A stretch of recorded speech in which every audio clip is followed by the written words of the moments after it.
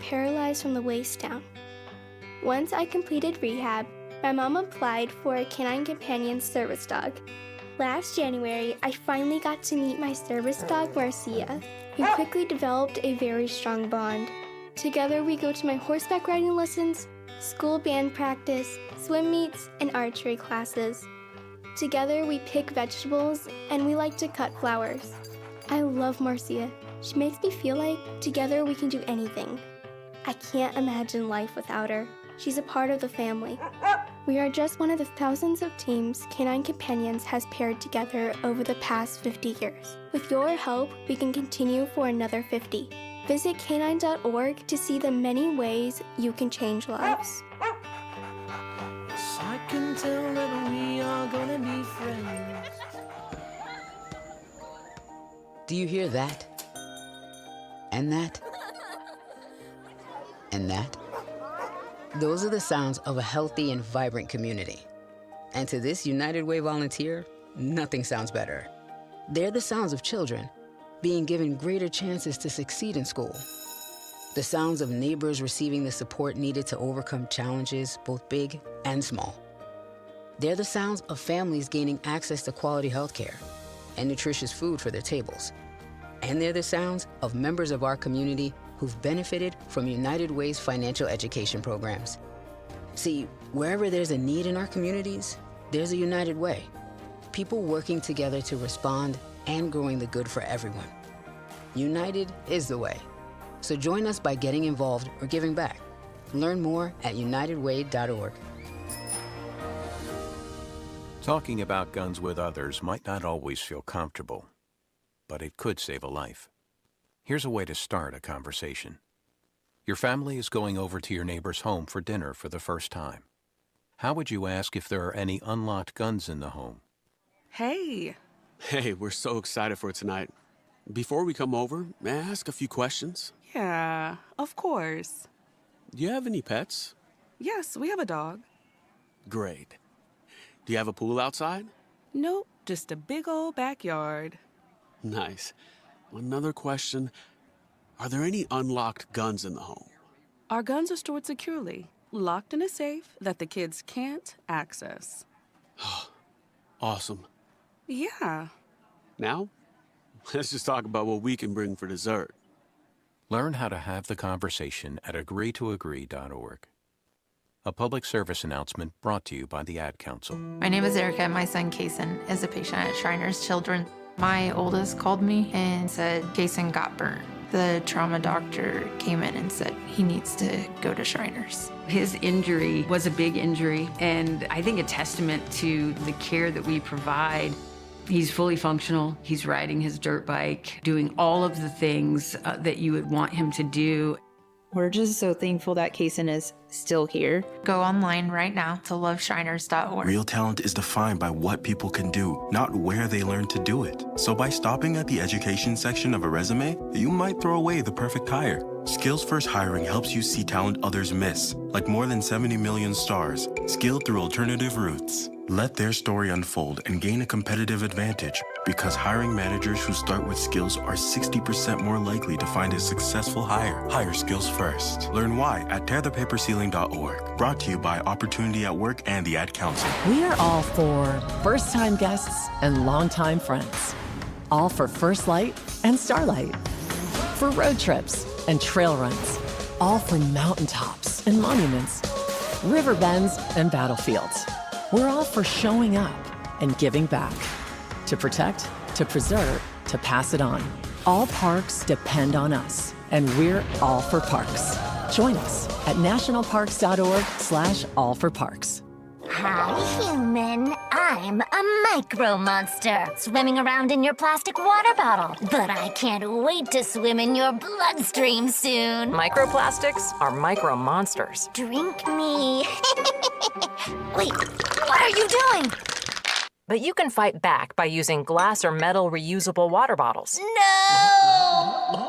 Don't let microplastic micro monsters invade your body. Find more ways to fight back at stopmicromonsters.org. From Jigo to Molesso, if Guam's talking about it, you'll hear it on Wave 105.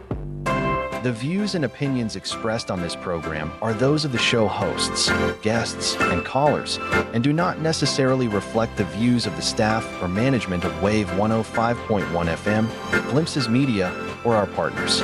We strive to provide quality, respectful, and engaging content, and we welcome you to participate in the conversation. Thank you for tuning in to Wave 105.1 FM. Enjoy the show.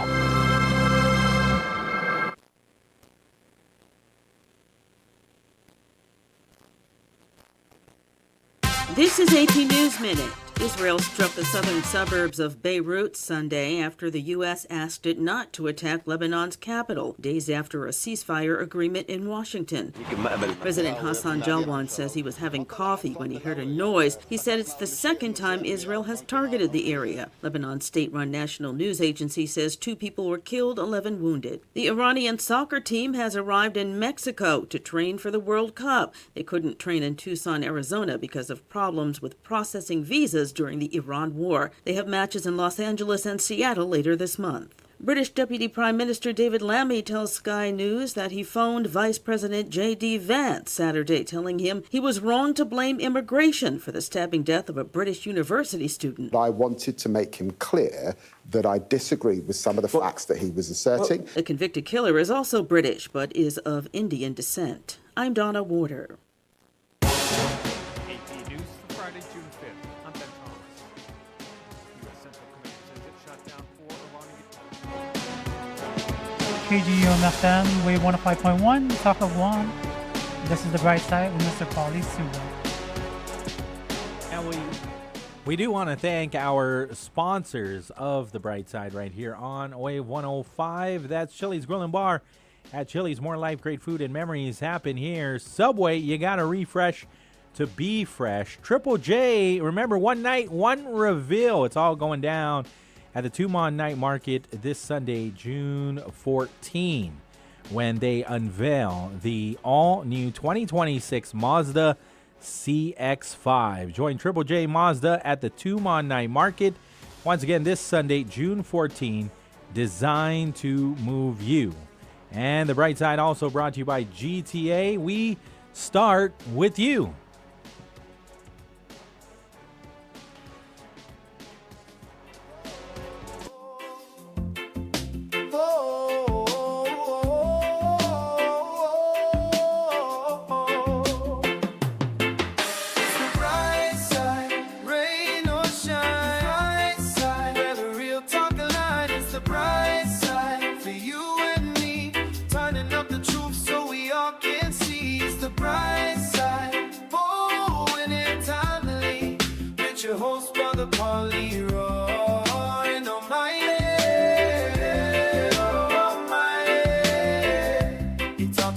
Things important to you. Going above the end, gotta fight the true. Yeah, there is no subject or topic here. Welcome to it, Biba Lunis. It's Monday, 671-922-1051 or 1052. We are online, thewave105.com, as well as our YouTube channel, Wave 105.1 FM Guam. And so back from another very busy weekend. Yuli, what did you do over the weekend? Anything crazy, out of the ordinary? Graduation parties. I know you've been busy every weekend. Yeah, graduation parties. Yeah, I mean, I went to a Sweet 16 last night, so in Santa Rita. So. Oh, all right. Yeah, that was nice. They're going to do the very first Papaya Festival. Oh, yeah, you're right. That's true. Yeah. That's, I think it's this weekend. I think so, too. At least what I heard during the Mayor's Council meeting. And so we'll get to some of what they talked about. We're probably going to have to do a rain check and speak with Mayor Jesse Alec, the president of the Mayor's Council of Guam. Yeah. I don't think he's going to be available until about Wednesday. And there was definitely a whole lot of stuff that they talked about on last week's Mayor's Council meeting. A big one, again, was the Southern mayors are not happy with the possible closure of schools, Southern schools. Right. They're only looking at Southern schools. Yeah, that's like all of it. So they're all elementary schools, and there's no guarantee that they'll close these schools, but they're looking at 6. Wow. And they're not looking to close all 6, but all 6 are from the south. Yeah. And so the mayors aren't happy. And so I was hoping we can reach out to the mayor's council. There's still time, though, obviously, right? Because during that mayor's council meeting, they talked about the superintendent is just waiting on the president's invitation to show up and have a conversation. But Mayor Chargloff, he straight up said they're pissed off. Yeah. Yeah. Oh, God. So, I mean, it's not easy when you talk about closing down schools, especially when your phone is off the hook, right? That's what they're talking about. People calling their residents, calling the mayor's office, and they're like, what's happening? What is going on? But when you talk about the finances at GDOE and how much it costs to run GDOE, the cuts have to come somewhere. And so if you're losing the population, if the population continues to decrease, it's not a popular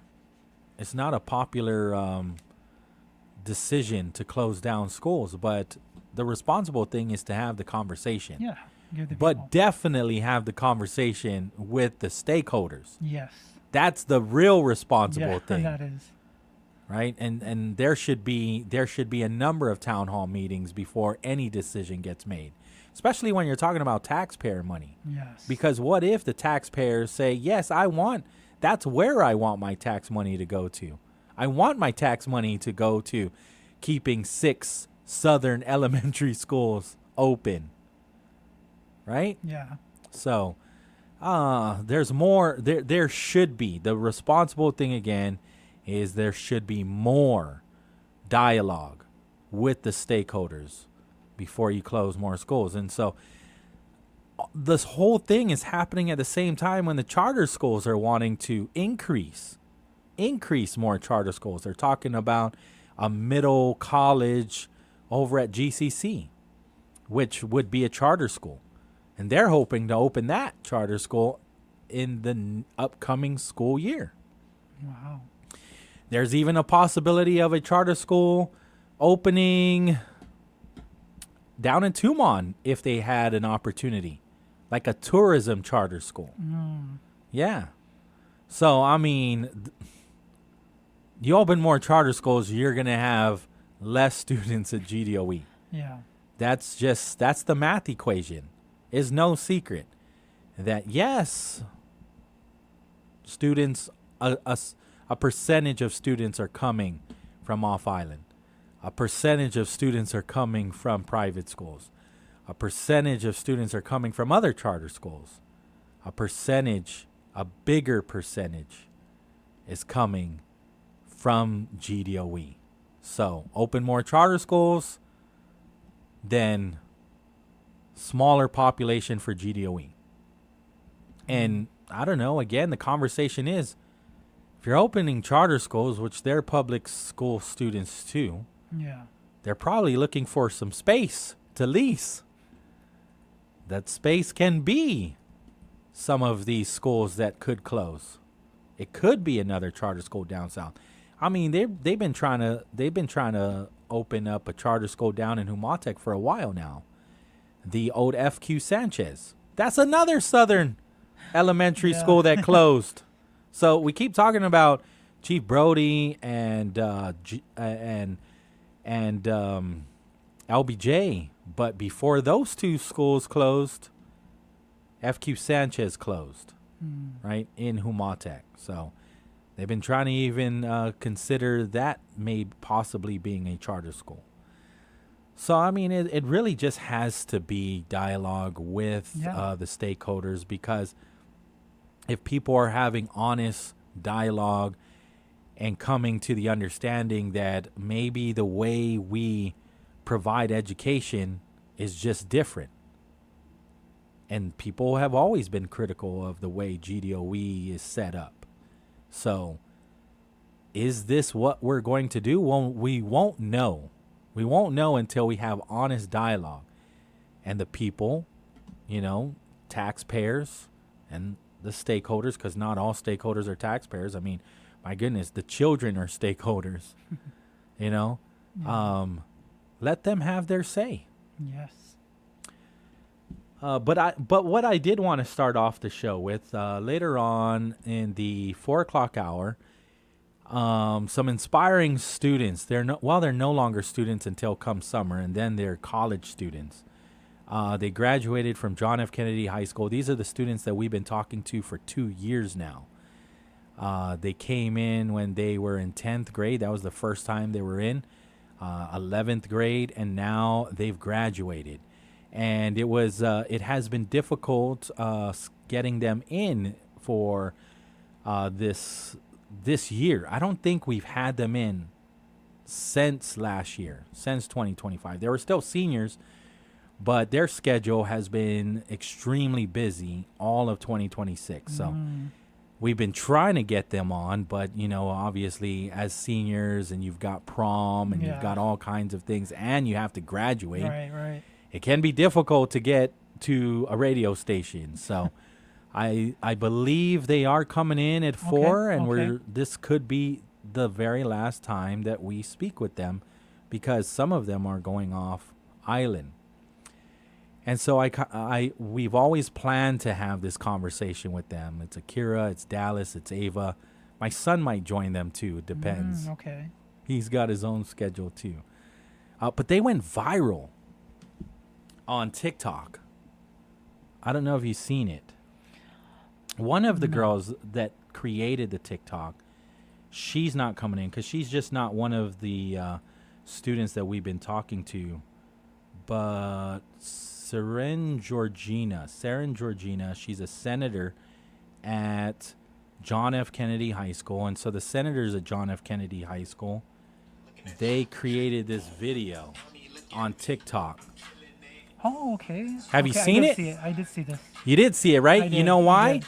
You did see it because 3.5 million likes on this dang video on TikTok. Wow. Hold on, because I might have to lower it down because YouTube might take us off. They're doing the whoa. Yeah. Right? And so they were throwing it up and catching it. The next person was catching it. And it's so simple. Right. There's my son. He's the tallest one. So simple, but TikTok took it. 1,998 comments, 121,000 saves, 98,000 shares, 3.5 million likes, and let me see here. Trying to count the views. It was at 15 million views. Wow. Last time I saw it. I'm trying to see if it went up. It was at, man, I'm an unk, because now I can't. I'm trying to figure out how do you see the views again. I wish I don't have TikTok, but I think I saw it on Instagram. You saw this video on Instagram? I feel like I saw it on Instagram because I don't have TikTok. People probably shared it there. Yeah. But it's not very often, and so when 15 million views, when you look at who saw it, there's so many people that have never even stepped on Guam that are commenting. They're just impressed with it. There's some haters too on here, of course. If you're getting that many views, right. You're gonna get some haters. But it's funny because there's so many people because they're saying, class of 2020 didn't have a graduation. Oh, okay. You're rage baiting class of 2020. I get it. Right now. Yeah. So it's very cool to see though. Yeah. Yeah, I was impressed. When I first saw it, it was in like the thousands, and I was like, "Hey, Aaron, your video is like 1,000 views," and he goes, "No, it's in the millions." I'm like, "What? It's in the millions?" Wow. And then, sure enough, it was like 15 million over the weekend. So, not sure where it's at now. But yeah, that's who we're gonna talk to. 4:00 hour is our friends from John F. Kennedy High School, my son's classmates, and then at 5:00, a bowling prodigy Maya Green. She's my cousin, actually. Mm. No, she's not. She's my niece. My first cousin's daughter, who is representing Guam in a bowling tournament in Asia. Wow. She goes to school in the States, but she is such an amazing bowler, and she has ties to Guam that they have asked her to represent Guam. And so she wins titles all over the continental U.S. So she's here on island training with Team Guam. Wow. And so she'll be in at 5 o'clock, and that's going to be our good news for a change element. Okay. Yeah, so she's going to be part of our good news for a change. But right now on the line, we have Joe Maulik, right? Yes, sir. Off a day, Joe Maulik. How was your weekend, senor? Senor, you're on the air. Oh, okay. I got some good news, Pauly. Yes, what is it? There's a federal fire opening, fire department. Oh, nice. Yeah. This is information that my nephew, Yeah? son, Uh-huh. does apply for fire department. Very federal. cool. Very Yeah. cool. Is he currently a firefighter? No, he just applied for it. Okay. So whoever is interested, I guess to get information where to get the application, probably up at Minicho Fire Department. Okay. And for Anderson, my nephew is up at Anderson. But what happened was he was Air Force active for 4 years. Yeah. And he just transferred to local. And the information also that you're able to go into the commissary instead of base. Uh-huh. And I guess because of the build-up and also retirement, a lot of federal firemen or women are retiring, so they need additional people to reinforce the military build-up. Okay. Yeah, maybe because I'm on USA Jobs right now, it's not coming up unless there's another. Is there another title besides firefighter that I should be looking for? No, but Anderson Security Police or Naval Station. Oh, security police. The only about- information I was given by the what's called that source is fire department. Okay, because there is police officer position in Guam on USA Jobs. That's coming up, but fire's not coming up. Let me see. Firefighter, Guam, search. No. Well, anyways, we don't want anybody competing against your nephew, though. No, he's we won't tell anybody that there's a job opening. He's a veteran. The Air Force. That's what if he's a veteran, that's what that's what he does when he's active duty. So right after 4 years, he just transfers over to local. I'm sure he's and gonna it's a get good it easy. pay. Yeah, absolutely it is. Absolutely it is. I mean, that's one of the benefits too of having these bases here, right? With all of the federal jobs that are available. They hire so many people here in Guam. The only thing that I would ask is that they get the same benefits that they, if a local applies for the job, they should get the same benefits as somebody that applies for the job stateside and gets flown out here. Right, yeah. Because they don't get the because same. I remember my brother.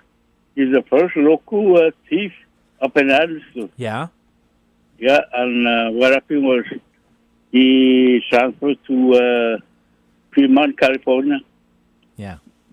But he was the first local to be thief. Actually, he was required to go off island. I believe he went to New York qualify for chief position, fire department. Mm-hmm. So that's why my nephew is up there taking over his place. His name is Greg.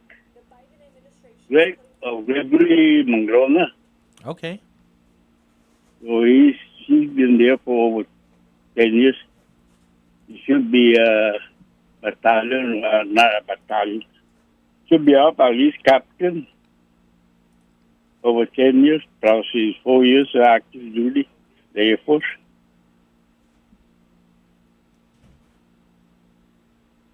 That's not bad. Yeah, according to my source, they can go into a commissary. Oh, yeah. Like active Of course. duty personnel. Yes. But to get information is to go up to the Institute, Okay. fire department, check where they can apply or get an application. Yeah. Or for Anderson, they have to ask the sentry guard.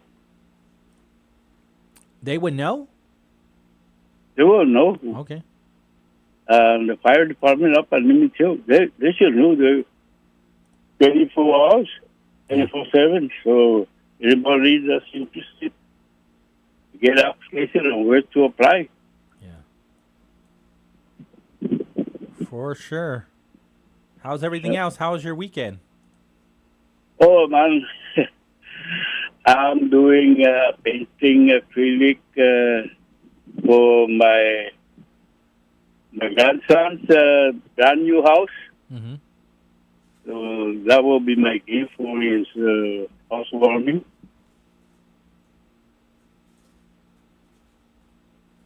He's also a local firefighter. He's Local as in the local Guam Fire Department?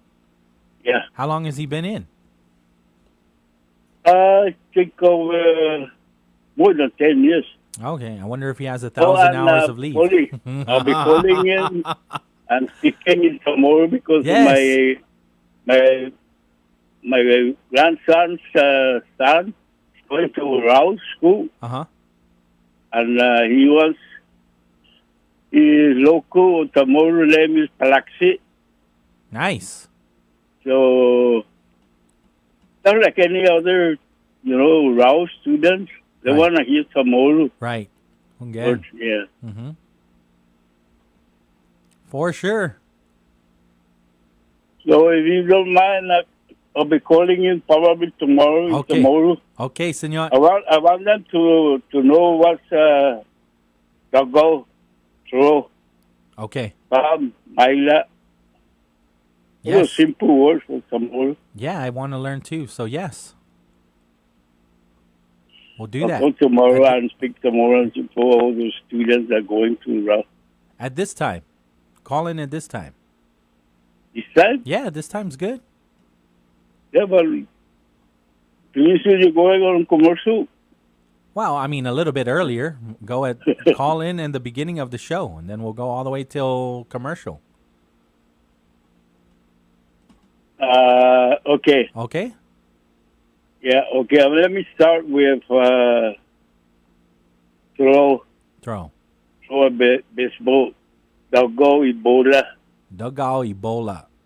Dugao Ebola. Yeah. Throw a baseball. Alago. That's dog. Alago. Oh, I don't know that one. Run.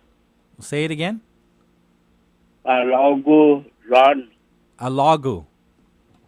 Not Galago. Galago is dog. Yeah. Alago. Like follow? Oh, Falagu. Alago. Okay. Sorry. Run. I didn't hear that. Mila. Mila has come. Mila Magi. Matamo, your eye. Labiosimo, your lips. Talangamo, your ears. Kapurilumo, your hair. Your neck, agagamo. Your teeth, nifedmo. At mo, your legs, Kalau load mo, your fingers, your knee, timon mo, mata mo, your eye, sayas, your sayas is your, gosh, how you say that in English?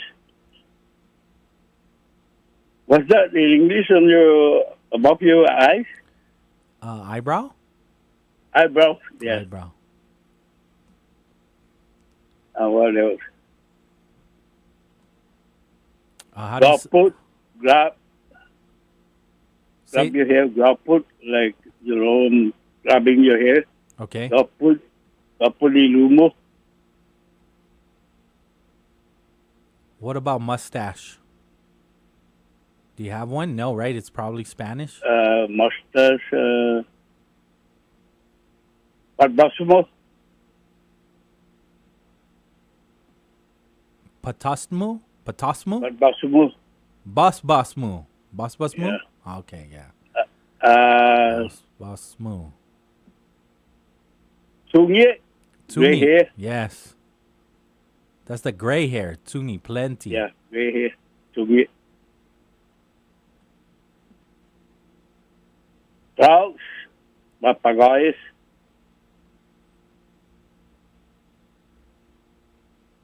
Moon. Pulan. Pulan. Star. Putihon. Night. Wengi. Aloone. Afternoon. Manana. Morning. Banana.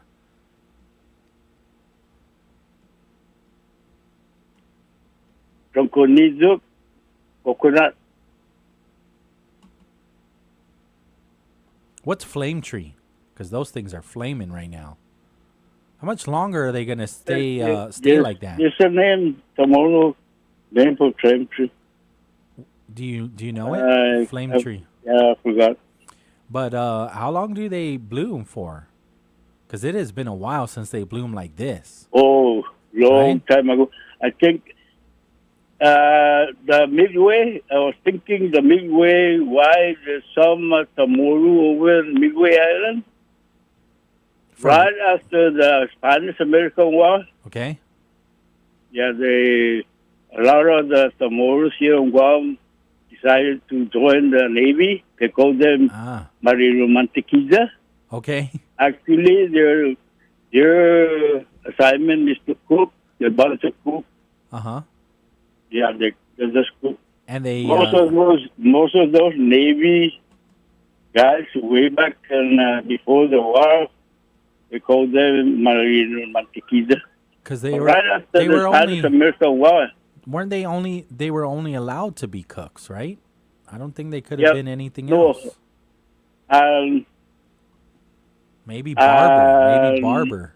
But because right after the war, when they formed the combat patrol,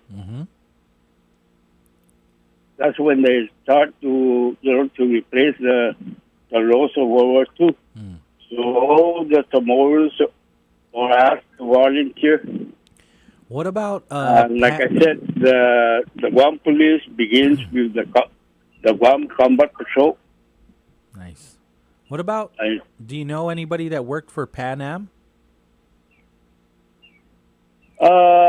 No, actually, Pan Am is over by Suba, the Pan American. Those are milk. They deliver the milk for military people right after the war. Right, because I think that's also some people that were from Guam work for Pan Am and they ended up in Midway too, right? Or no, am I wrong? I'm not sure. I don't want to say yes. I'm not really sure about that, but I remember the Pan American over the Sumai because they used that Pan American to deliver the milk from the States. Yeah, see, there was a Pan Am establishment on Midway Island. It was a stopover that was part of a larger. Hold on, it's starting to come up here. Yeah, when, on my way to the States, duty from here in Guam, Anderson, There we go. we Pan stopped Am. by at Midway. Pan Am era on Midway Island is a significant chapter in the history of aviation and Pacific travel. In 1935, Pan American Airways introduced its Clipper operations to Midway Island. These larger flying boats journeyed from San Francisco to China, marking the fastest and most luxurious route to the Orient at the time. The service not only connected distant regions but also brought tourists to Midway, operating until 1941. Pan Am's establishment of Midway Island as a stopover was part of a larger strategy to set up refueling stops across the Pacific, which included locations in Hawaii, Wake Island, Guam, and the Philippines. I think Pan American brought people from Guam, Samoros, and maybe even Filipinos that lived in Guam I'm not too sure to about work in Midway. Most likely. Yeah, and they might have even And died also, in Midway during also the we war. have, right after the war, Tom Pedro Martinez have, they call them Astran in Antigua. And then we have American, Bank of America, Rob and Nambo, who used to be Toyota Motors. Nambo in Agana. That is Bank of America. Okay. Wells Fargo is where is that? That used to be Wells Fargo.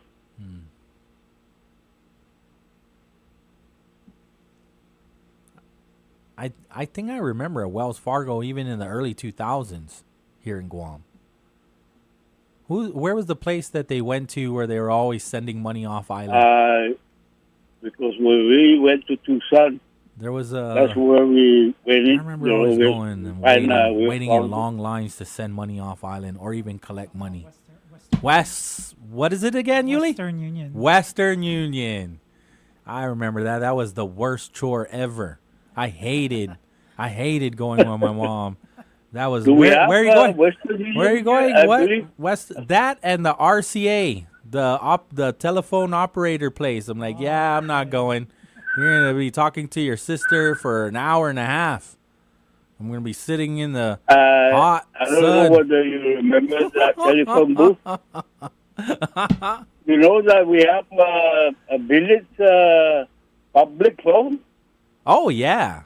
Do you still have it down there in Inlawn? I No, imagine you do. we used to There's have one in Hoggett a lot still, of- right in front of the mayor's office. A lot of people they break the booth and steal the money. Oh man, that's terrible. Yeah, there is still a phone booth right in front of the Hoggett mayor's office. People, I don't think people use it. I don't think it even works, but people take pictures with it. That's for sure. Oh yeah, that's just after the war, I think, because in Iran. Oh, this one's not after. This is definitely a 1990s payphone. You know where Papadino's store? Yes. That, Again. right next to it used to be a gas station. Okay. And the Carabao up in Zona, Mm-hmm. there used to be a gas station there. I didn't know that. I don't ever remember a gas station there. I know there's new gas stations popping up, though, in Zotnya. No, remember in Jonia, it used to be like, God, not Circle K, but you know, because I They just remember. opened up 7-Eleven? Shell Was there gas 7-Eleven? station in Zona. Yeah, there. I remember that. too We in we Jonia. had 7-Eleven before it was even Yeah, popular. yeah. And now that it's popular, we don't have. Yeah. I remember Dairy Queen. Oh yeah, I At the remember gas Dairy station. Queen Yeah. in Agana, I think Anigua. Oh, that's old school. I don't remember them, but I Dairy heard. Queen. Yeah, I heard you guys had one of the best Dairy Queens. The old townhouse in Agana. When I became a kid, they were in the gas Franklin. stations. I still remember Jerry's. That was another place I hated going. I'm like, I don't want to get close to Jerry's. All the cool clothes is over at Gibson's. Yeah. Because the police headquarters in Nagana, where the federal detainees is at, and also the administration. Yeah. You have land management on the bottom, the governor's office, and lieutenant governor on the top, Department of Education, first floor, and what else? Oh, the government. That's the way. Public works is still up in. That's the way it should be. Now we're all spread out, paying crazy amount of money on rent. That's the way it should be. Should build a location where all the government department, in one place. I thought that was what I thought that was supposed to be Tizen. I thought that's the whole reason why we have all those government buildings up in Tizen, to put it all there. Yeah. What else is up on the second floor? Now, first floor, I mentioned land management. Guam Treasury. Okay. It's on first floor. Where's Guam Treasury now? I know where the satellite office is. I mean, the Guam Treasury, you can pay your bills at ITC. You can pay your bills at DRT. But where's the Guam Treasury office? That's where all the money's at. That's where the $1.6 billion is at. No, it's actually on the first floor, the Department of Education, Administration, first floor. Okay. Guam Treasury, first floor. Land Management, first floor. The only department, the second floor, is the governor's office. It was the Attorney General's office, second floor. Wow, they were right next to the governor. Must be nice. Right next to where we're at. The Guam Police, our headquarters in Ghana. Yeah. All of it fit there, huh? Our whole government fit there. The whole government. Yeah. One place. Yeah. That is the main administration where we used to raise up the flag. Okay. The American flag and the Guam flag. And we, the Guam police, we were assigned to raise up the flag in the morning. And raise it down or put it down and fold it and put it over to our station headquarters. Oh, nice. Fold it up and then we put it on the side, and then the next morning, the next shift, we raise it up again. That's very nice.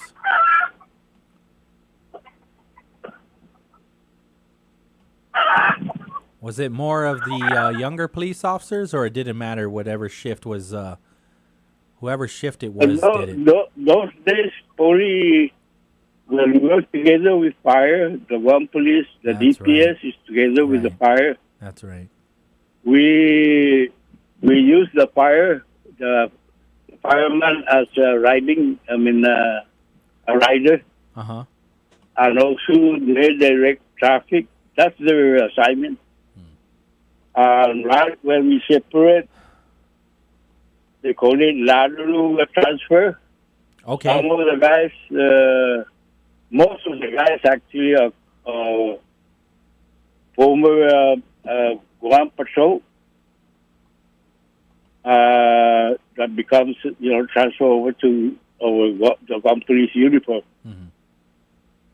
Now, the fire department, now they have their own chief.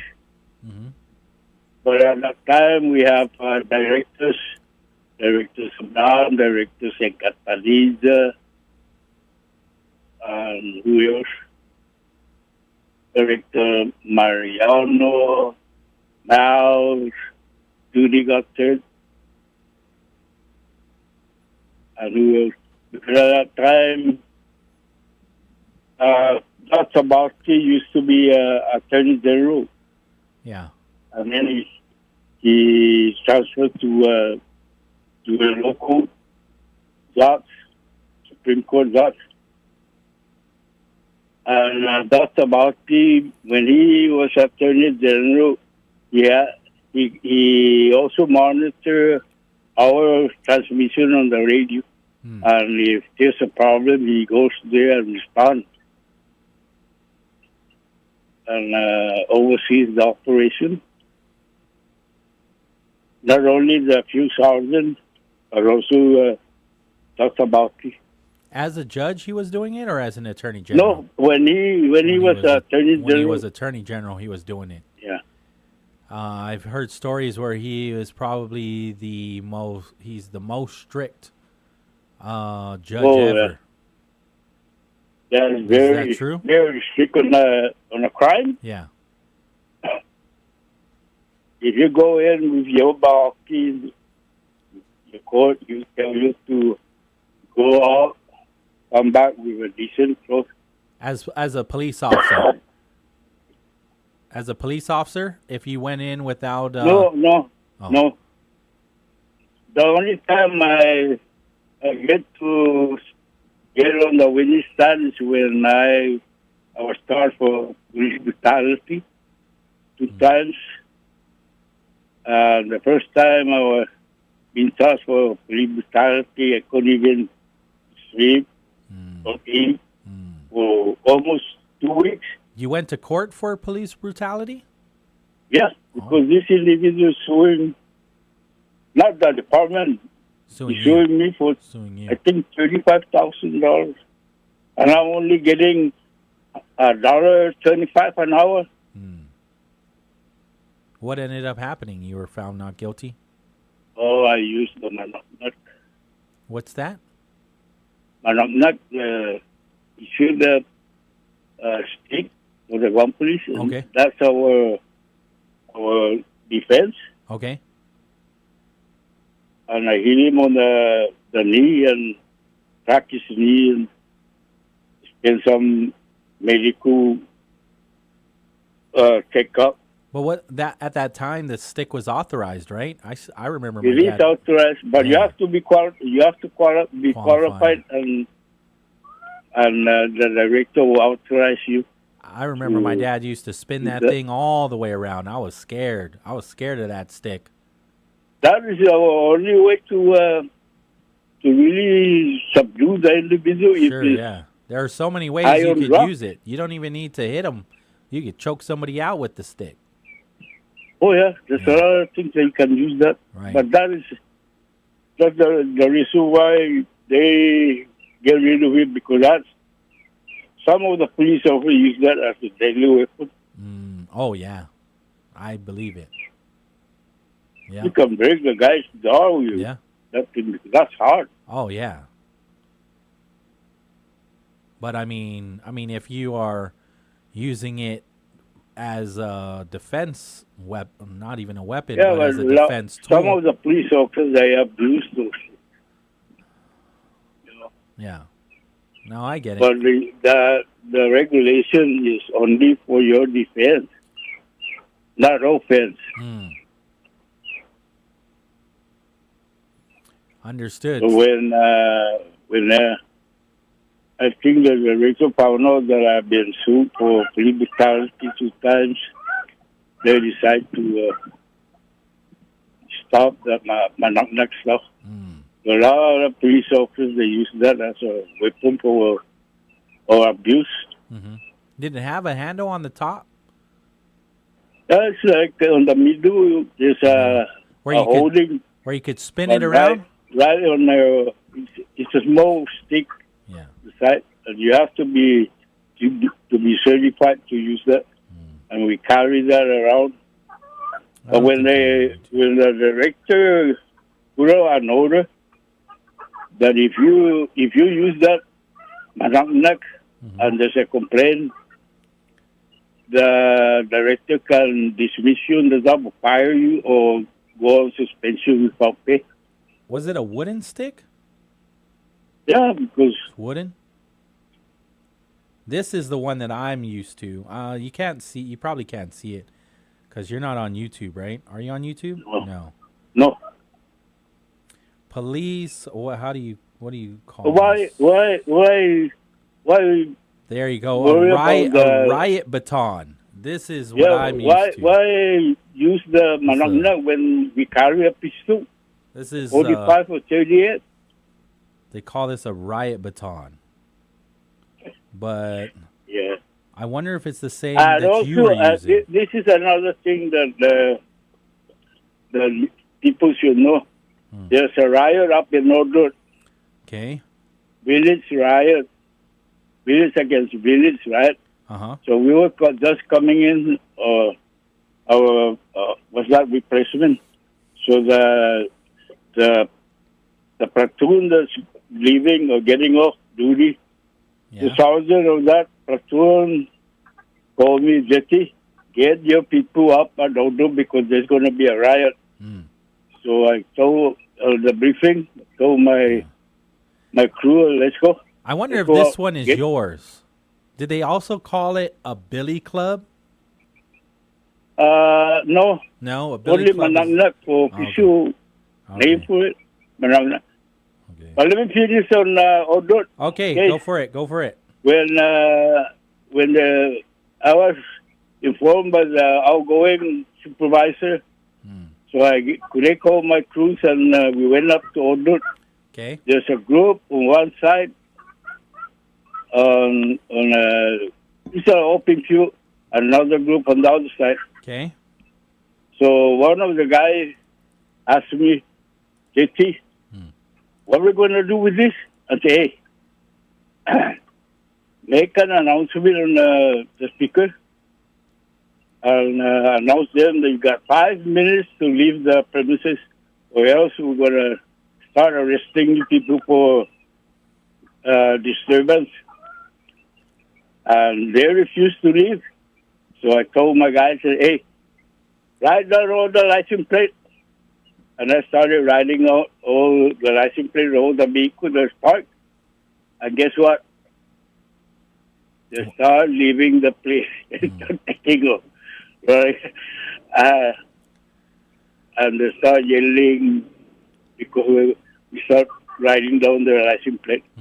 And one guy approached me and says, Papa, hey, we know once we get your license plate number down, we know where you live and who the vehicle's registered to. So they all split. That's good policing. Another incident regarding a group, people down in Agat. CBs came down to Agat. And there was a fight on the local Agat boys and the CBs. And there's a club there, and they call it the Pandu Club. 5 o'clock? Pandu. Fundu clock. Yeah. Okay. And my supervisor, he passed away already, called me on the radio, and I was down at the suit. Called me to come up and take care of the problem. So when I got up, and I asked him how far for me to take care of those. So I went into the crowd. I saw this guy with injured the arm, and I told one of them to get this guy out. What time was this? And they refused.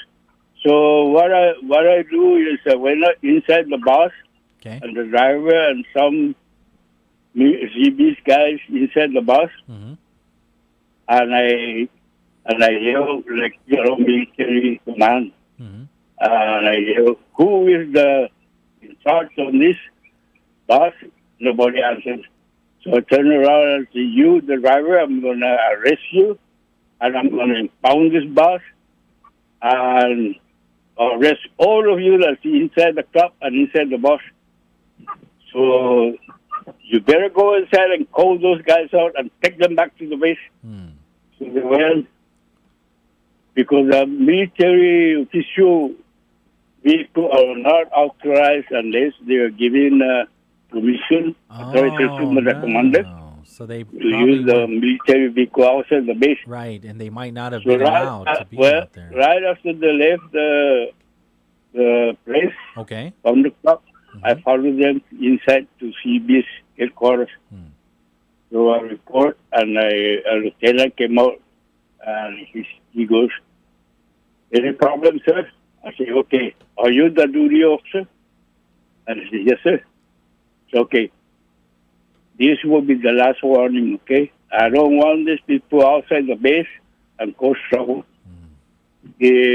By this week or next week, when I see them outside the base, I'm going to come back and make a recommendation that you guys will be, stay inside the base, not to be give authorization to go outside the base. So that thing never happens again. Very good. That's nice police work there, senor. Yeah.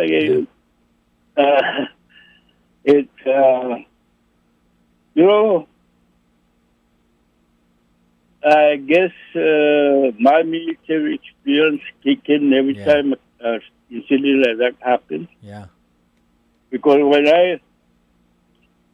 I got out from the army, I asked my dad, I asked him for me to read English and get my brothers out from Vietnam. And what he told me, he said, "No, I need your help. You relax for 1 month and go and find yourself a job." So I went to Ghana, administration, the personal office, and applied for fireman, applied for policeman, EPS, and applied for bus driver. But the one police called me first, and then They called you first? Yeah. How hard was the test back then? Oh, not the cycle is not like the cycle today's cycle. Did you have very to- easy because our Did you have to take a placement test?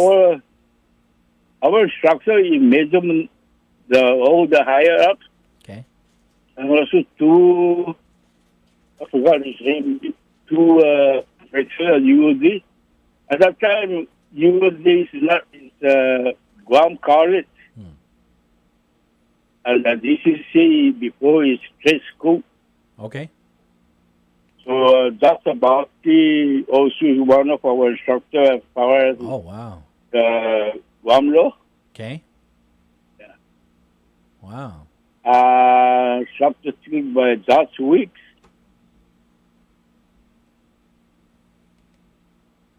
Just, basic how to testify in court.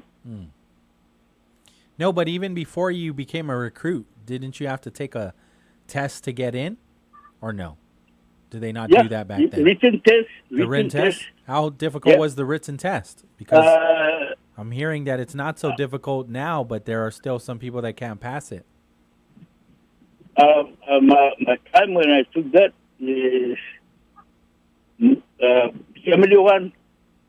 If you below 71, you have to retake the test. Okay. Over 71, Yeah. then you're good. you get hired. What kind of questions were on the test? Believe you have to the vehicle code. There's a booklet that shows you how to drive. What is Okay, so you definitely had to driver's license. You had to study for this test then. You have to. Yeah. And where I got my Here my I was booklet thinking it was an over by the ASVAB library, test. Guam Library. Okay. They have this OCO book, how to be a supervisor, how to study up supervisor, police officer, all kinds of stuff. When I was studying for the ASVAB, I borrowed a book called ASVAB for Dummies. And Guam Library? It was at a library. I think it was at the no, it was not at the Guam Public Library. But I remember that. It was like, hey, here, read this ASVAB for Dummies. It helped me for sure. But see, I mean that the stuff on the ASVAB was stuff that I learned in school. It was math questions, problem solving, English questions. So You're saying this police placement test or written test, when you took it back in the day, they were already testing you on laws, on Guam local laws? And another advantage that I have, I believe they give me 5% the military service. Oh, okay. So, yeah, that's still a thing today. If you had a prior military service, you get points. If to join the local government. To be a federal firefighter, I believe that's still in effect.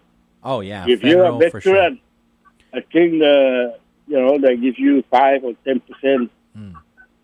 Even Gov Guam, you get some points if you're a prior military. But Senor, I got to run now because I never took this break. But it's always nice talking to you. So yeah, call me tomorrow and you can give us some more phrases. Like call at 2:10 tomorrow. We'll enjoy it. I always enjoy it. Okay, Senor? Yeah. Sus Masi. Adios hasta aquí. See, we're learning now. We didn't take this break, right? So we're pretty close to the top of the hour anyway. So we'll take care of what we need to take care of for this hour, go right into next hour. And then on the other side, there's a couple audio files actually where you're going to actually be able to watch it. This is from ABC Australia. They were able to interview Joint Task Force Micronesia. I think it's Micronesia. Joint Task Force Micronesia's Admiral Lasky. Is very interesting. I think the interview happened over the weekend. So do that. And they also interviewed the Governor Lulian Guerrero. Like the last, I didn't realize that they did this, but it was on May 31st, I believe. And so the questions are very similar. They ask kind of the same questions that they did with Lasky and the Governor. So we'll play both of those. They're about 10 minutes each, so it's not going to take the entire 3 o'clock hour. But we'll do that on the other side of these right here on Wave 105 KGUM FM in Dededo, Guam.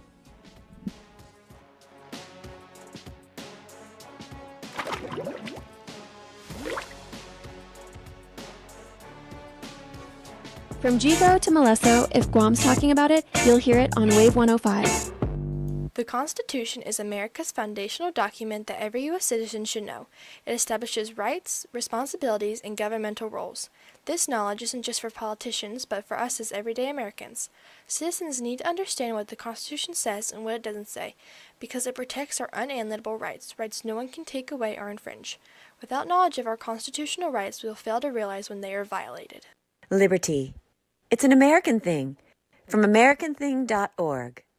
Attention all 2026 graduates! Looking for the perfect spot to celebrate your big achievement? Chili's is the best place to be. Just show proof of graduation and enjoy a complimentary meal on us. Now through June 30th. It's our way of saying congrats. Some restrictions apply. Visit chilisguam.com/special promos for more details. Only at Chili's. Great food and memories happen here.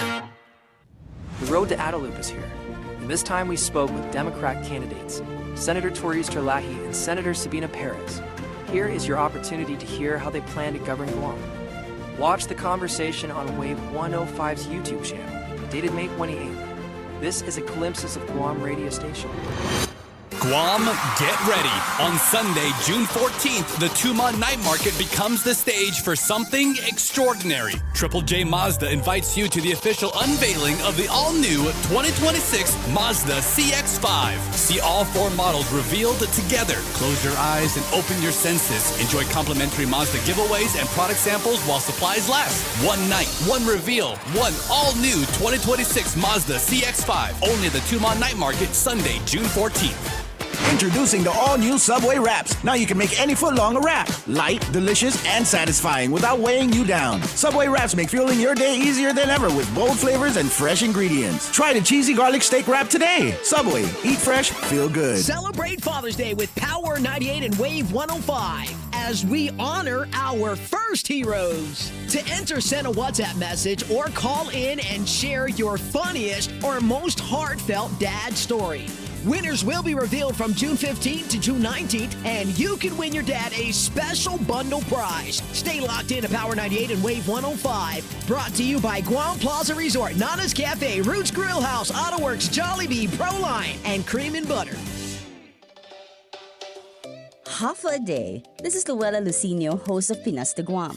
Together with the Filipino community of Guam and Wave 105.1, we proudly celebrate Philippine Independence Month with the theme Kalayaan, Kinabukasan, Kasaysayan, Freedom, Future, History.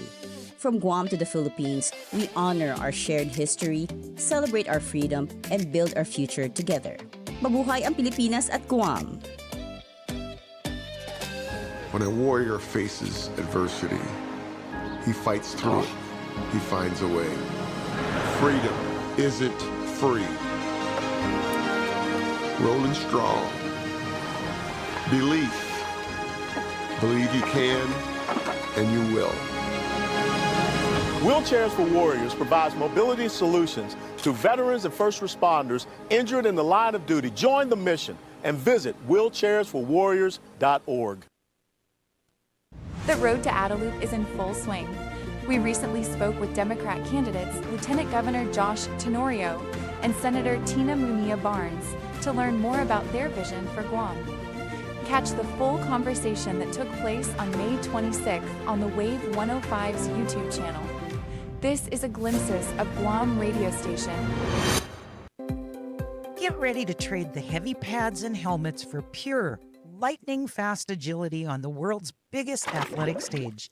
Welcome to the National Day Spotlight for June 8th. As we kick off National Flag Football Week, the sport is currently riding a massive wave of global momentum towards its official Olympic debut. Flag football was fast-tracked as a newly approved sport for the 2028 Los Angeles Olympic Games, a move driven by a massive international marketing push to globalize the gridiron.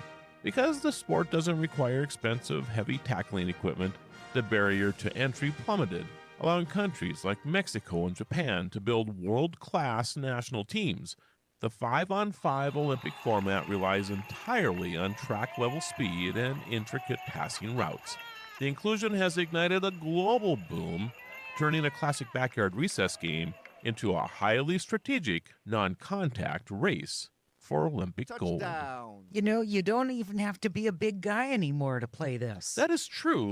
This opens it up for everybody. What about us big guys, though? Well, you still can do it. Oh, good. How fast can you run? Well, okay. I'll watch. Well, me too. Okay. We are also celebrating National Best Friends Day and National Upsy Daisy Day. I'm Alice Anderson. And I'm Marlo Anderson with National Day Calendar, reminding you to celebrate every day.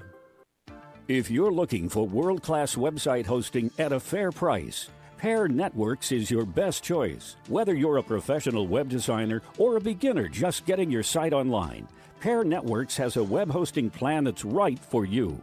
Log on and learn more at pair.com. That's PAIR.com.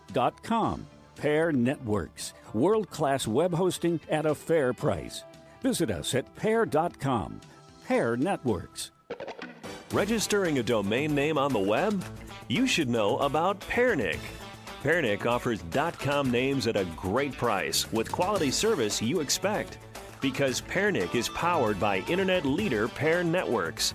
Whether you need a domain name for business or personal use, Pairnick is your best choice. Remember Pairnick when you need a domain name.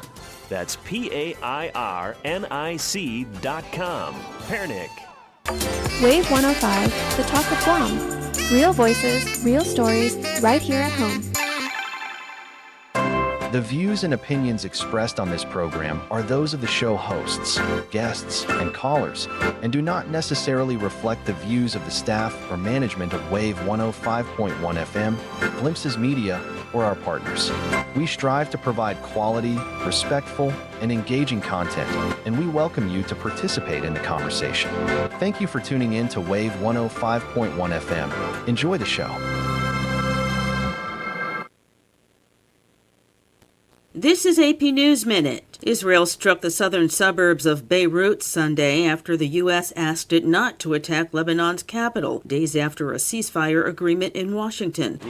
President Hassan Jalwan says he was having coffee when he heard a noise. He said it's the second time Israel has targeted the area. Lebanon's state-run national news agency says 2 people were killed, 11 wounded. The Iranian soccer team has arrived in Mexico to train for the World Cup. They couldn't train in Tucson, Arizona because of problems with processing visas during the Iran war. They have matches in Los Angeles and Seattle later this month. British Deputy Prime Minister David Lammy tells Sky News that he phoned Vice President J.D. Vance Saturday, telling him he was wrong to blame immigration for the stabbing death of a British university student. I wanted to make him clear that I disagreed with some of the facts that he was asserting. The convicted killer is also British, but is of Indian descent. I'm Donna Warder. AP News for Friday, June 5th. I'm Ben Thomas. U.S. Central Command says it shot down 4 Iranian drones launched toward the Strait of Hormuz Friday and then struck some of the Islamic Republic's coastal surveillance radar sites. The military is enforcing a blockade on Iranian ports. And President Trump tells farmers in Wisconsin this was going to be a very capable country that was going to have a massive nuclear presence, and we weren't going to let that happen. Nobody wanted that to happen. And we've largely finished that, you'll see. Lebanon's president and prime minister are criticizing Iran for rejecting their latest ceasefire deal with Israel. They say Tehran should not be using Lebanon as a bargaining chip in its talks with Washington. Meanwhile, the Israeli military struck southern Lebanon again Friday, killing 9 people in 6 locations. In California, Democrat Javier Becerra has advanced to the general election for governor, but who will face remains unclear. Top rivals are Republican Steve Hilton and Democrat Tom Steyer. Meanwhile, Jennifer King reports. The Assistant U.S. Attorney for Los Angeles, Bill Asaley, says his office has opened multiple election fraud investigations and sent a prosecutor to Los Angeles County's vote counting center. A spokesman for the county's registrar said an assistant U.S. attorney was given an overview of the public observation program and participated in a walkthrough of the ballot processing operations, something he described as routine. The developments came as President Trump repeated claims of mass fraud over the drawn-out vote count from California's Tuesday primary. Also on Friday, Steve Hilton, the leading Republican candidate for governor, called for an overhaul in state election laws to limit mailed ballots to those who request them and called for an election day deadline rather than California's current system where mail-in ballots get a 7-day grace period as long as they're postmarked by the final day of voting. I'm Jennifer King. And the government's May jobs report shows employers added 172,000 while the unemployment rate stayed at a low 4.3%. This is AP News. Train spotting at 30. Choose life. Choose a job. Choose a career. Choose a family. Choose a big television. The movie about 4 heroin addicts in 1980 Scotland is celebrating its 30th anniversary with a 4K digital re-release starting this week. Lead actor Ewan McGregor told the AP he believes that it was probably the most important piece of work that he was involved in. I was young and cocksure and arrogant, and I thought, you know, we can take on the world. We're going to take on the world. We're just going to do this forever. Director Danny Boyle remembers that any drug movie tends to attract a certain amount of attention. There was certainly you could call it a reservation or a hostility to it here. Boyle hopes audiences will revisit or discover Trainspotting in theaters. I'm Haya Pinjwani. The latest through the weekend at apnews.com. I'm Ben Thomas. Thanks for listening. You're listening to AP News FM Dedido, Wave 105.1 FM, the Talk of Guam, a proud Glimpses media radio station. Young or old, black or white, or anything in between. From employees to entrepreneurs, doctors to detectives, some things define us and set us apart, but there's one thing that binds us. Before anything, we are one thing. Born to be Americans, proud to be Americans. Our United States are our united fates. Know your Constitution. Unity. It's an American thing. From AmericanThing.org. My name is Emma. I am 13 years old. 6 years ago, I was injured in a car accident that left me paralyzed from the waist down. Once I completed rehab, my mom applied for a canine companion service dog. Last January, I finally got to meet my service dog, Marcia. We quickly developed a very strong bond. Together we go to my horseback riding lessons, school band practice, swim meets, and archery classes. Together we pick vegetables and we like to cut flowers. I love Marcia. She makes me feel like together we can do anything. I can't imagine life without her. She's a part of the family. We are just one of the thousands of teams Canine Companions has paired together over the past 50 years. With your help, we can continue for another 50. Visit canine.org to see the many ways you can change lives. I can tell that we are gonna be friends. Do you hear that? And that? And that? Those are the sounds of a healthy and vibrant community. And to this United Way volunteer, nothing sounds better. They're the sounds of children being given greater chances to succeed in school. The sounds of neighbors receiving the support needed to overcome challenges, both big and small. They're the sounds of families gaining access to quality healthcare and nutritious food for their tables. And they're the sounds of members of our community who've benefited from United Way's financial education programs. See, wherever there's a need in our communities, there's a United Way. People working together to respond and growing the good for everyone. United is the way. So join us by getting involved or giving back. Learn more at unitedway.org. Talking about guns with others might not always feel comfortable, but it could save a life. Here's a way to start a conversation. Your family is going over to your neighbor's home for dinner for the first time. How would you ask if there are any unlocked guns in the home? Hey, we're so excited for tonight.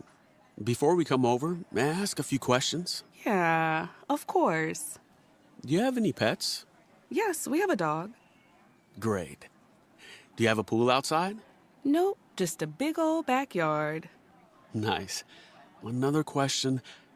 Are there any unlocked guns in the home? Our guns are stored securely, locked in a safe that the kids can't access. Awesome. Yeah. Now, let's just talk about what we can bring for dessert. Learn how to have the conversation at agreetoagree.org. A public service announcement brought to you by the Ad Council. My name is Erica. My son, Kason, is a patient at Shriners Children. My oldest called me and said Kason got burnt. The trauma doctor came in and said he needs to go to Shriners. His injury was a big injury, and I think a testament to the care that we provide. He's fully functional. He's riding his dirt bike, doing all of the things that you would want him to do. We're just so thankful that Kason is still here. Go online right now to loveshriners.org. Real talent is defined by what people can do, not where they learn to do it. So by stopping at the education section of a resume, you might throw away the perfect hire. Skills First Hiring helps you see talent others miss, like more than 70 million stars, skilled through alternative routes. Let their story unfold and gain a competitive advantage, because hiring managers who start with skills are 60% more likely to find a successful hire. Hire skills first. Learn why at tearthepapperceiling.org. Brought to you by Opportunity at Work and the Ad Council. We are all for first-time guests and longtime friends. All for First Light and Starlight. For road trips and trail runs. All for mountaintops and monuments. River bends and battlefields. We're all for showing up and giving back. To protect, to preserve, to pass it on. All parks depend on us, and we're all for parks. Join us at nationalparks.org/allforparks. Hi, human. I'm a micro monster, swimming around in your plastic water bottle. But I can't wait to swim in your bloodstream soon. Microplastics are micro monsters. Drink me. Wait, what are you doing? But you can fight back by using glass or metal reusable water bottles. No! Don't let microplastic micro monsters invade your body. Find more ways to fight back at stopmicromonsters.org. From breaking news to bright ideas, Wave 105 is where Guam speaks. The views and opinions expressed on this program are those of the show hosts, guests, and callers, and do not necessarily reflect the views of the staff or management of Wave 105.1 FM, Glimpses Media, or our partners. We strive to provide quality, respectful, and engaging content, and we welcome you to participate in the conversation. Thank you for tuning in to Wave 105.1 FM. Enjoy the show.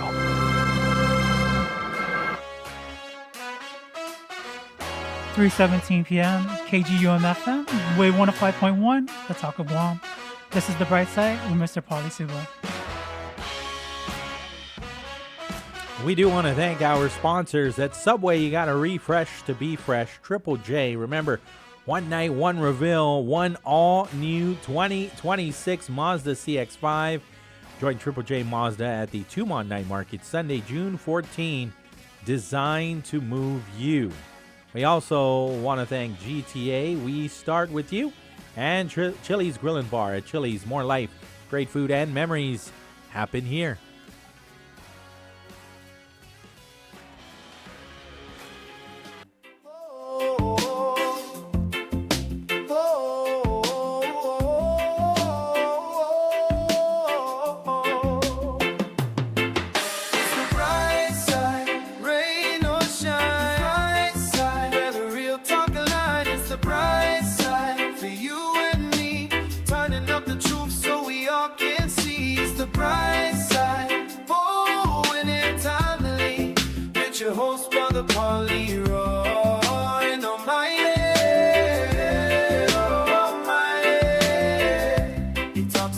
Welcome back. Be Bat Ludus. It's Monday, June 8th, 671-922-1051 or at 1052. We are online to wave105.com as well as our YouTube channel, Wave 105.1 FM Guam. Before we play one of these interviews, there's some breaking news here. This is from Speaker Frank Blas Jr. He and Vice Speaker Tony Atta have introduced a bill that's intended to temporarily restrict the government of Guam's hiring of limited-term and unclassified employees for the remainder of calendar year 2026. So I'm just going to read you this letter, once again, from Speaker Frank Blas to Acting Governor Josh Tenorio.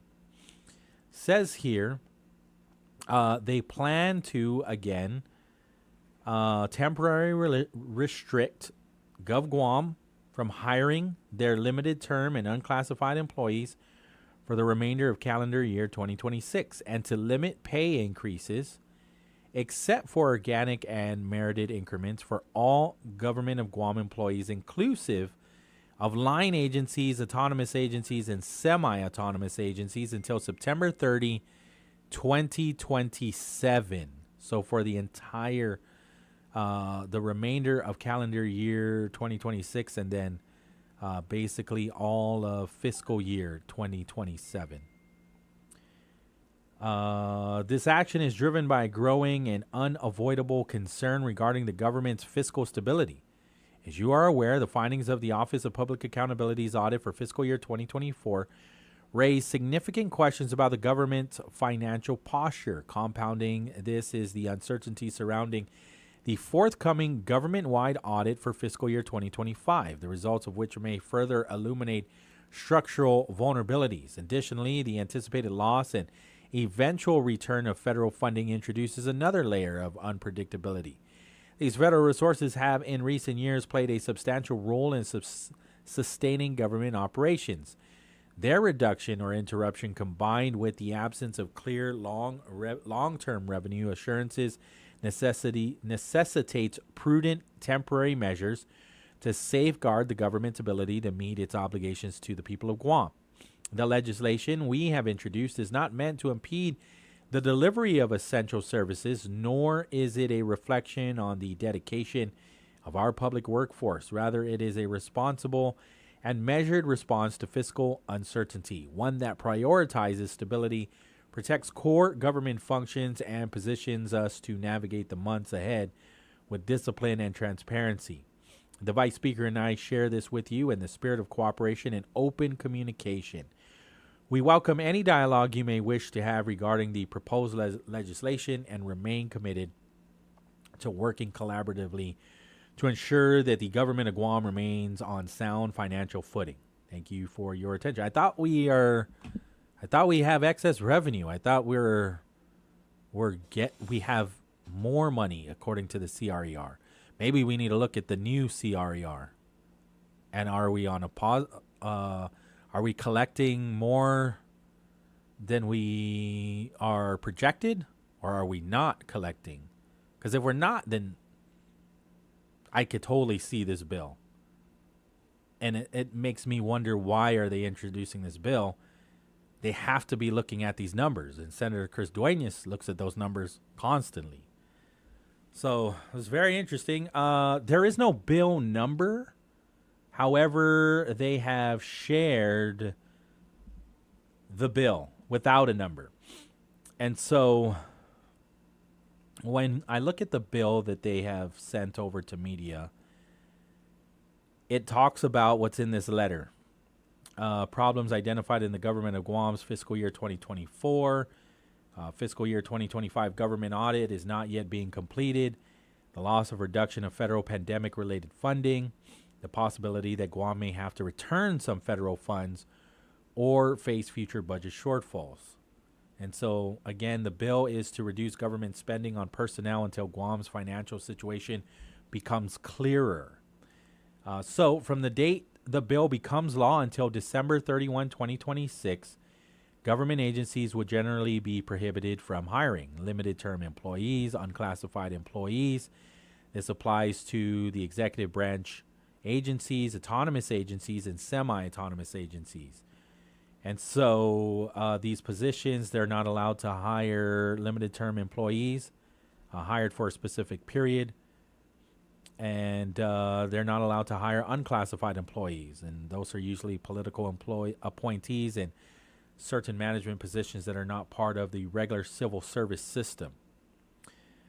And so, again, the bill is concerned that agencies could continue expanding payroll through temporary or political appointments while Guam faces fiscal uncertainty. There are exceptions to this hiring freeze. An agency could still hire someone if all of these conditions are met. The position is necessary for public health, public safety, legal or regulatory compliance. That's nurses, police officers, firefighters, emergency response personnel, employees needed to meet federal mandates. And so the agency must submit a written request, send it to both BBMR, the Bureau of Budget and Management Research, and the Guam legislature, and then receive certification from BBMR that funding exists and the hiring will not hurt Guam's finances. Even if BBMR approves it, the hire would not be allowed unless both BBMR and the legislature approve it in writing. This gives the legislature direct oversight over the exemption requests. The bill would suspend most government pay increases through September 30 of 2027. And so it prohibits pay increases across the board, raises, general pay adjustments, special salary increases, reclassifications that result in higher pay, compensation enhancements. And so, I mean, some of this also could look like, you know, you're buying votes too. Like, let me give you a raise. And you'll remember me come August and come November. I don't know. It can look that way, but they're not saying that's the reason. What they're saying is they are concerned about our finances. Raises that would still be allowed. So employees could still receive step increments. So these would be automatic increases employees receive as they move through salary steps based on years of service. Raises earned through performance evaluation and established personnel rules are still allowed based on this bill. Any salary adjustment required because of federal law, court orders, or consent decrees. And so, for example, if a federal mandate required a wage increase, then the government would still have to comply.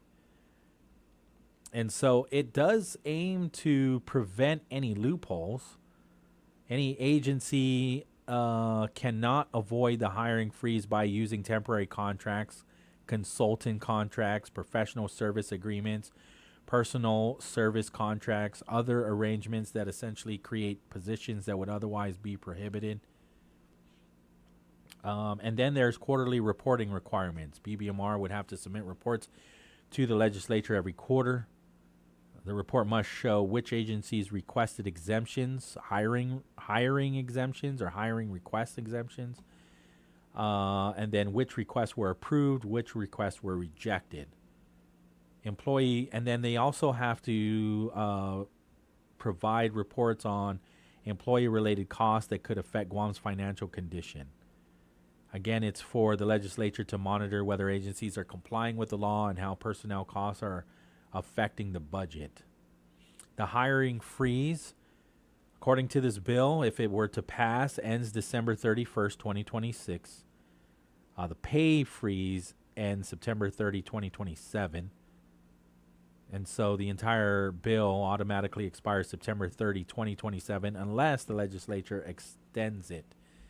There is no known sunset provision. I didn't see that at all. So, well, the sunset provision is September 30, 2027, unless they extend it.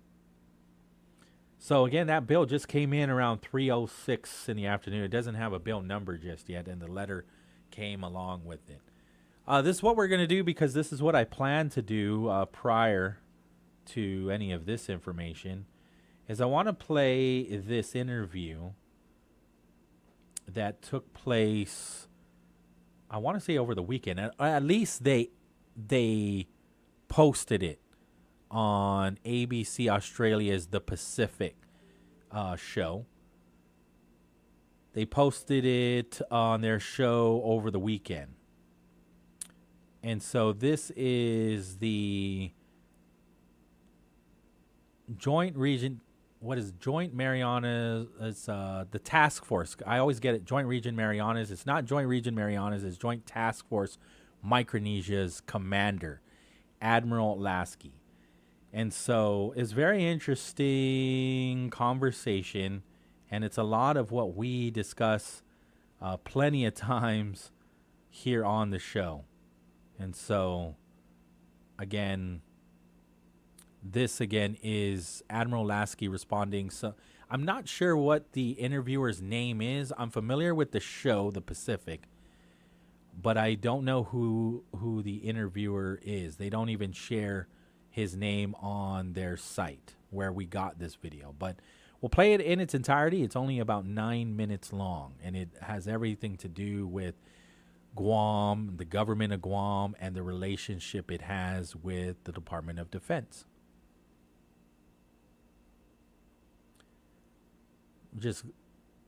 We're just going to transition real quickly to get it on our YouTube throughout screen. history, There you go. even before so you should be able the to. United You States need to was bring here. up the volume, and it remains important today for the same reason. It's in an important geographic position, tape. and maybe bring even it more up. importantly, it's a territory of the United States. It's We're the almost U.S. there. homeland.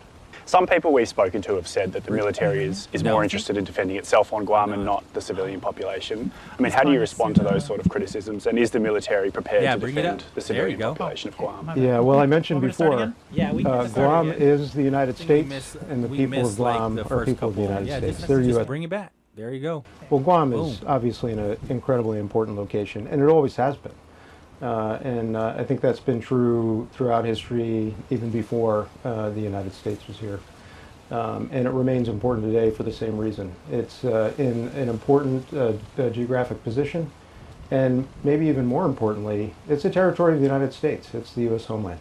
Some people we've spoken to have said that the military is more interested in defending itself on Guam and not the civilian population.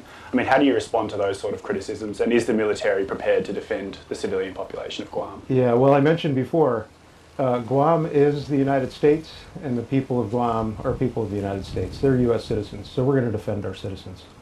There's no question about that. The Guam defense system is very much about that, first and foremost.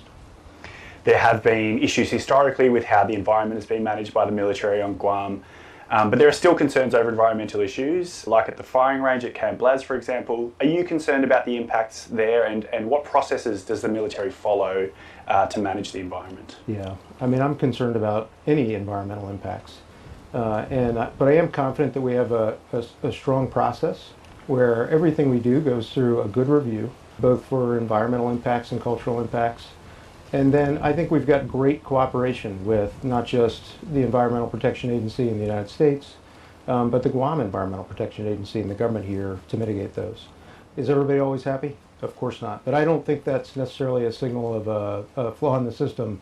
That's a healthy system. We're getting, voices out, voices of concern, and we work hard to address those concerns. There's also been some criticism we've spoken to about transparency in the way military uses the land on the island. Would you say the military is transparent about its use and activities of land? I would. Not least of which we have quarterly meetings with the government of Guam, and we've added some meetings with the legislature as well to just make sure that there's full transparency. But there's a good process for that. We're committed to using the land that we need to use and not using more of that land. The military occupies a huge amount of land on Guam. Most of it was acquired from Indigenous people at some point. Yeah. How does the military today manage access to land for traditional people? I say that because I spent some time with a Marine yesterday who spoke about a lot of his ancestral land that's located on base and he can't always access it. How does the military manage those issues? Yeah, I would say carefully and in cooperation with the government of Guam. And it's not lost on me that, of course, we're sitting on land that belonged to the Chamorro people before World War II. I sometimes forget to remind myself how lucky I am to live in this place with this particular view. Of course, work ends up being a little bit distracting. But it's a healthy reminder that this land itself belonged to the Chamorro people beforehand. And so now we're responsible for it, and it serves a very, very important purpose in the defense of Guam. The military has a very complex relationship with Chamorro people. You freed the island from Japanese occupation. There's a very high rate of enlistment now. But there's also a history of repressing culture. Language was banned by the Navy at one point, and of land procurement, which we've just talked about. How does the military view its relationship with the Indigenous people of Guam today? I think the relationship is wonderful. Throughout our careers, if you stay around for 30 years, you may live in 10, even 15 different places, and you consider all of those home. And when you look back on it, you've always got some positive reflection about those places. The thing I will remember about Guam the most is how welcoming the community is here. From the government down to the local people, it's just wonderful. It's a beautiful place, and the people are wonderfully welcoming. You describe Guam as part of the American homeland, but the people here don't have the same rights as people of the US homeland. I know that's not necessarily a military issue, but how does that sit with you? Yeah, well, I think you're right. It's not a military issue, but I think that is really a matter for the government of Guam and the United States government. What I can tell you is we're committed to being part of the community here. Like I mentioned, and like you mentioned, we're a non-trivial part of the population here.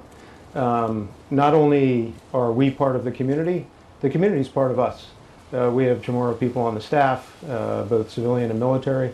And so I think the two communities, the military and the local community, really are one community, and they've been intertwined for a long, long time. You've kind of just touched on it there, but given how big the military presence is on Guam, I mean, how does the military see its role in everyday life on the island? As part of the island. I think if you were to go out into town on any given day, you would see service members interacting with everybody. We really enjoy, I think, a series of events throughout the year where we're very much part of the life and the culture here, not least of which an incredible string of ceremonies in July where the island celebrates its liberation. And you get an opportunity to meet people who were, at the time, young, but lived it firsthand, the loss of freedom. And that's just a wonderful connection. How important do you think that World War II narrative is in Guam today about American liberation of the Japanese occupation? It still feels very present today. It is present. I think it's incredibly important. And I think, just like anywhere, any country that has a moment in history that they could reflect on and make themselves grateful for the freedoms they enjoy today, you see that narrative here. But we've got to protect it. As the survivors of those events grow older and older, we need to make sure we keep that narrative alive, because I think just remembering what the cost of freedom is incredibly important. How would you respond to people that would describe the United States as an occupying force on Guam?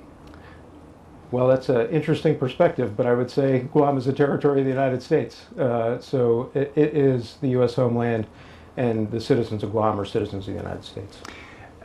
Some people would also argue that the military presence here might make Guam more of a target in the event of a conflict. What would you say to those concerns? I would say that the military presence here makes Guam safer. There's no question about it. I think where people get hung up is they sometimes think, well, there's an increase in military activity, and I think it would be really reasonable for anybody to see that and think, oh, I'm a little worried. But I think what they have to keep in mind is that history and our experience tells us different. History and our experience tells us that the lack of a deterrent posture is what puts you at risk. So we're building for ourselves the capability to ensure any adversary understands that any attempt to attack the U.S. homeland will be not with great effect, and will put them at risk in a way that they would probably not choose. Some people have raised concerns that the US military's presence is driving cost of living pressures. How do you respond to those concerns? And is the military doing anything about housing, for example, where I know those pressures are really being felt by everyday people? Any housing economy, of course, is a complex system, but we're committed to working with the government of Guam and the people of Guam to make sure that we manage those pressures. As it is today, there are about 50% of the people live on base, 50% of our service members live off base. That's a little bit different depending on whether or not they have families or they're here unaccompanied. And we obviously expect some growth over the years, and that's going to come with an increased requirement for housing.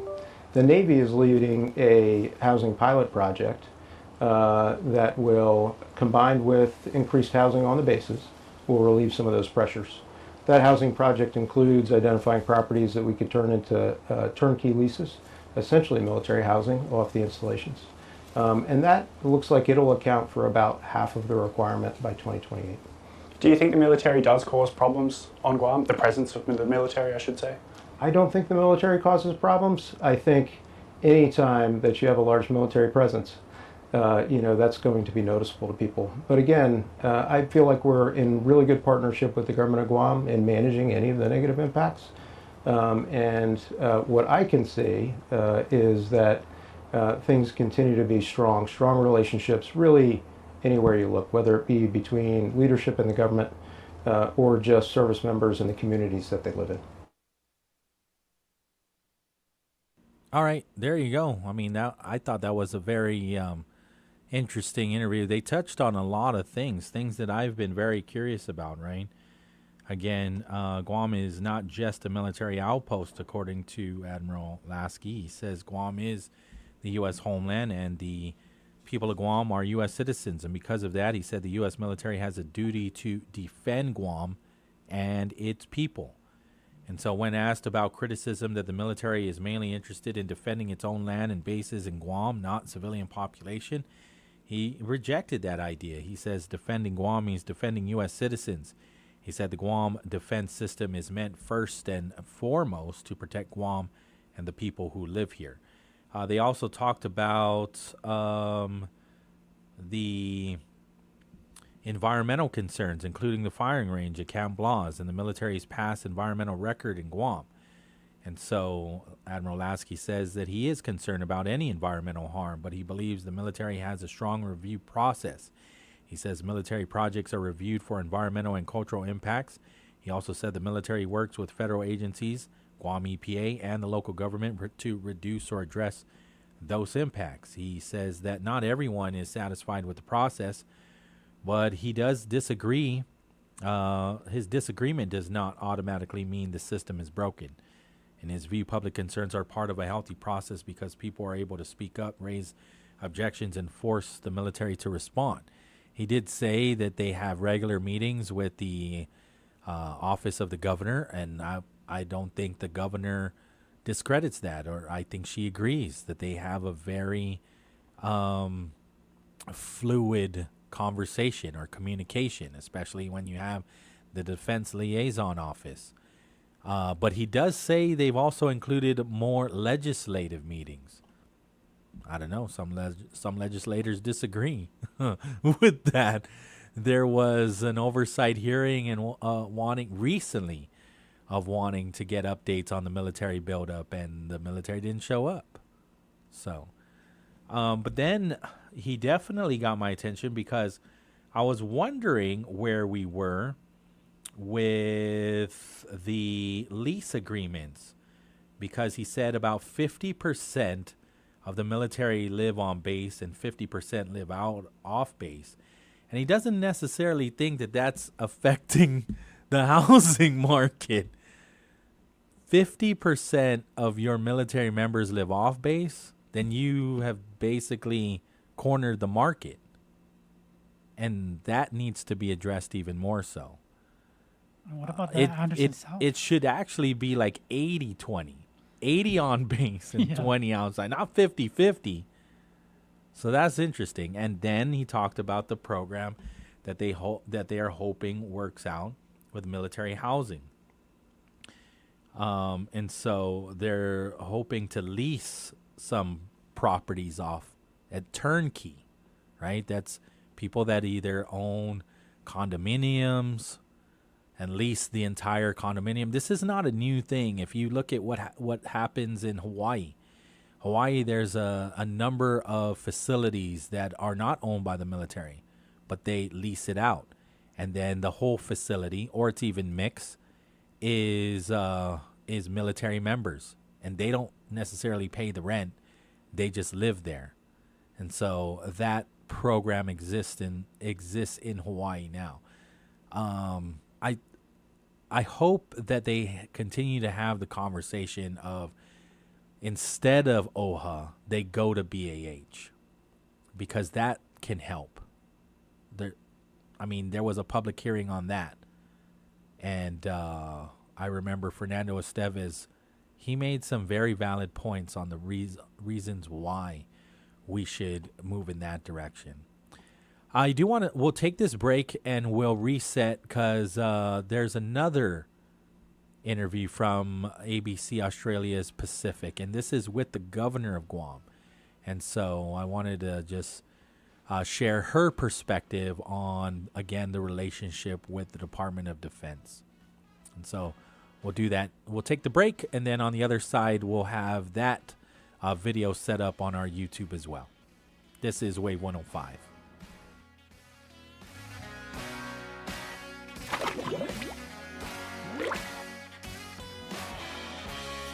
From breaking news to bright ideas, Wave 105 is where Guam speaks. You have some dough. It's lunchtime, but there's no way you would eat just dough for lunch, right? Well, the good thing is, I have some cheese. Your friend has some tomato sauce. This random guy on the street has pepperoni in his backpack. If we bring all these ingredients together, we end up with something much better than any of them alone. A savory pizza for lunch. But each of us has not only different ingredients, but also different opinions coming from our different life experiences. If we bring all these experiences and all these opinions together in friendly, civil conversation, we end up with opinions and ideas that are better than any of our individual opinions before. So if we want to come up with better ideas for a better world, what we really need are civil, civic conversations. Pizzas. It's an American thing. AmericanThing.org. The road to Adelup is off and running. This time, we sit down with Republican candidate Speaker Frank Blass and Dr. Mary Okada. Catch the full conversation that took place on May 7th on the Wave 105's YouTube channel. Stay informed and hear their vision for Guam's future. Wave 105 is a glimpse of Guam radio station. All summer long, Chili's Party Platters make celebrating easy and delicious. Perfect for grad parties, family gatherings, or anytime you're feeding a crowd. Available for pickup or for delivery. Only at Chili's. Great value and memories happen here. When a warrior faces adversity, he fights through it. He finds a way. Freedom isn't free. Rolling strong. Belief, Believe you can, and you will. Wheelchairs for Warriors provides mobility solutions to veterans and first responders injured in the line of duty. Join the mission and visit wheelchairsforwarriors.org.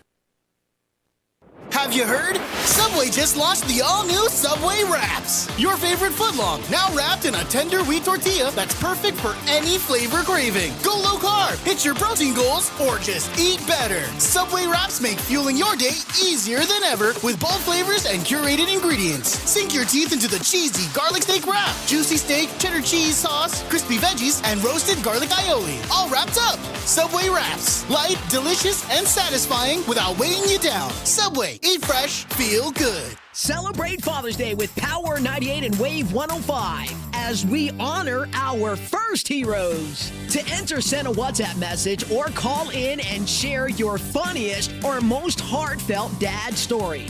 Winners will be revealed from June 15th to June 19th, and you can win your dad a special bundle prize. Stay locked in to Power 98 and Wave 105. Brought to you by Guam Plaza Resort, Nana's Cafe, Roots Grill House, AutoWorks, Jollibee, Proline, and Cream and Butter. Guam is building the future, and the right conversations start here. SAME Guam Post invites you to the 2026 Industry Forum happening July 28 through 30 at the Dusitani Resort. Join military, government, and industry leaders as they come together to discuss Guam's future in infrastructure, resilience, and regional growth. This premier event connects you to Guam's next generation of infrastructure. Registration is open. Visit GuamIndustryForum.com. The 2026 SAME Industry Forum, delivering Indo-Pacific readiness. Half a day. This is Luella Lucino, host of Pinas de Guam. Together with the Filipino community of Guam and Wave 105.1, we proudly celebrate Philippine Independence Month with the theme Kalayaan, Kinabukasan, Kasaysayan, Freedom, Future, History. From Guam to the Philippines, we honor our shared history, celebrate our freedom, and build our future together. Mabuhay ang Pilipinas at Guam! Hungry and need gas? Mobile's got you covered. Now through July 31st, Mobile Smiles app members can enjoy a free 6-inch Subway sandwich with every minimum fill-up of $30 gas at any Guam mobile station. Available exclusively on the mobile app. It's an easy summer win. Fuel up, open the app, and enjoy the rewards. Not a member yet? Pick up a Mobile Smiles card at any mobile location and register today. Mobile and Subway, a great deal for the summer. See store for details. The road to Adelup continues.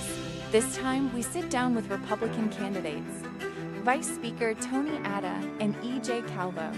Catch the full conversation that took place on May 5th on the Wave 105's YouTube channel. Stay informed and hear their vision for Guam's future. Wave 105 is a glimpse of Guam radio station. This is where Guam comes to talk. Wave 105, a glimpses of Guam radio station. The views and opinions expressed on this program are those of the show hosts, guests, and callers, and do not necessarily reflect the views of the staff or management of Wave 105.1 FM, Glimpses Media, or our partners. We strive to provide quality, respectful, and engaging content, and we welcome you to participate in the conversation. Thank you for tuning in to Wave 105.1 FM. Enjoy the show.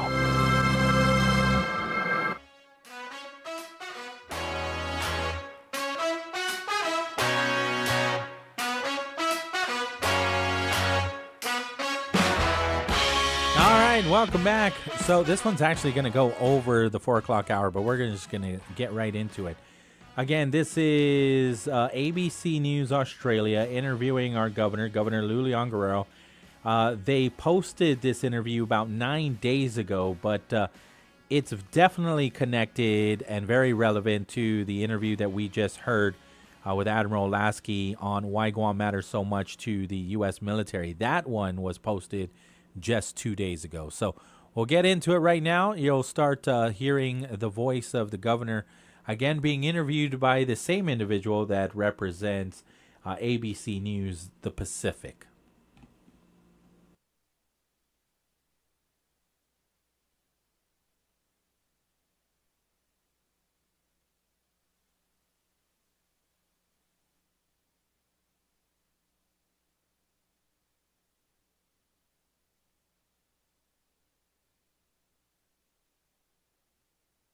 On? All right. We'll turn my mic back on while you transition. So you got to press play. Go ahead. Just press play. Yep. And then turn that off. Federated State of Micronesia's independence. Can you explain what you meant by that? Well, they are an island sovereign nation, and they have an agreement with the United States. They're a freely associated status. So they have more independence, and they have more control over their governance. And so they have a vote in the United Nations. They control their immigration, basically like a separate independent country, but still very much associated with the United States. The United States gives them a lot of federal aid through the Compact of Free Association Agreement. And in that agreement, Sean, the U.S. is given the provision that during times of war, or if there's a breach in national security, that these island sovereign nations will allow them to set up bases and commands in their various properties. Yeah. Does that make your job difficult when so much power sort of still lies in Washington? I'll tell you, though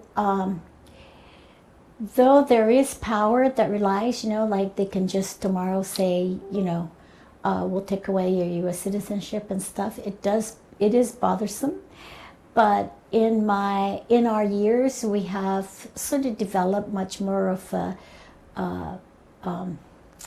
I don't want to say a full equitable partnership, but at one point, Congress could actually just eliminate laws that we've made. Now that is no longer the case. And of course, the United Nations have set out that all the colonized islands and countries need to have their own self-determination. And the U.S. hasn't really supported us in a very serious way. So we are, again, on a track to vote for our self-determination. It was taken, of course, in the courts, and was declared that everyone should have the right to vote for the self-determination, the political status. Most of us indigenous people do not agree. We feel that we should only have those that are native inhabitants of the island of Guam vote. And I support that very strongly, because I believe that we as an indigenous people have not had our self-determination. Do you think part of the reason that process hasn't taken place is because of the military significance of Guam to the United States, and they are reluctant to go ahead with that process? I don't believe that, because even if we do have our own self-political status, we'd have a stronger voice in negotiations of military presence here. And, I'm sure if that happens, there'll be some serious negotiations, right? I mean, there's very deep-rooted bases here. I don't think we would, throw them. No, I think we would continue working very closely with the United States, especially in the whole geopolitical controversies and conflicts that are happening here, And our people have had a lot of benefits with the relationship with the U.S.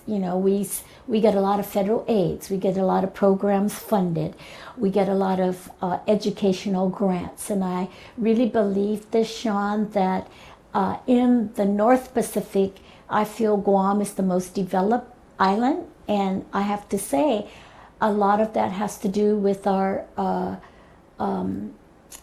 friendship and alliance with the United States in opportunities of education, the economy, freedom, democracy, and all of that. How could your relationship be improved with the US? I think it could be improved by having a stronger voice at the table with the decisions that are made in DC. We don't even have a voting congressional delegate. We don't have a seat in the Senate. We don't vote for the president. And these are some of the ways, I think, that if we were, if we went and voted for our 3 political statuses, statehood, independence, and freely associated, that I think we would have a greater voice in more of our policies and directions. Speaking specifically about the military, how would you characterize the relationship between Guam and the US military? So I think it's evolved. You know, in the beginning, the military is seen as very arrogant. They come in and they do whatever they want to do. You know, they take land away, although they do pay for it. But it's more of a superiority kind of relationship. I feel over the years that has changed to some degree, and during my administration, I feel we've had a very good communication, working relationship. Of course, I don't participate in decisions that they make, but they do communicate, and they do, you know, set up avenues and ways that there's communication between the military, what's coming down. They're very concerned also of the impact of the military buildup here. And of course, that is also because of federal laws that have been passed to protect people against, you know, negative military impacts. What do you say to people who might want the US military presence to wind back or disappear completely from Guam, given how economically vital it is to the territory? I think that's a serious mistake. I do. Given again the geopolitical here, I think that the military out here preparing for defense, and I know, of course, we are at the forefront in the second island chain of defense, right? But I guess at the end of the story and at the end of the road, who really would you rather be under, the U.S. or China? And if that question was ever put forward, I would say majority, if not all, would rather be under the U.S. And when I say under, I don't mean to be totally a subservient in the relationship, but to have closer relationships, whether we become freely associated, independent, or a state. You know, the military sees the importance of our defense geographic location here, and so we have to leverage that, and we have to use that to create more equity, fairness, and maybe a seat at the table in major decisions. So you don't think the military presence on Guam makes it more of a target in that respect? Doesn't make it more unsafe? I'll tell you why. You know, we've always been a target just because where we're at, right? We are in the trade pathways, commerce.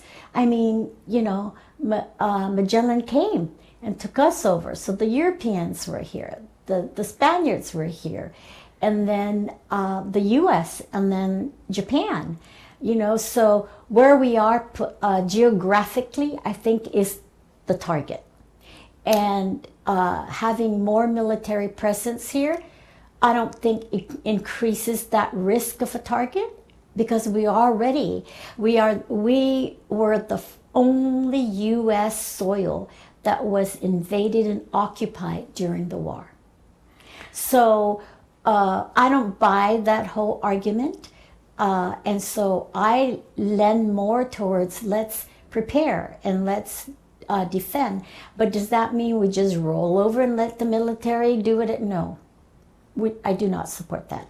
And in all my interactions as governor with the military, that's not the pathway that they are going to. They really do allow discussion, communications, bringing up concerns, working to mitigate the impact of their presence here in housing and infrastructure, in utilities and healthcare, and all in public safety, roads, and so forth. Yeah. This administration has talked about taking over Greenland As a US territory thinking about its own political future, how did that sort of discussion feel?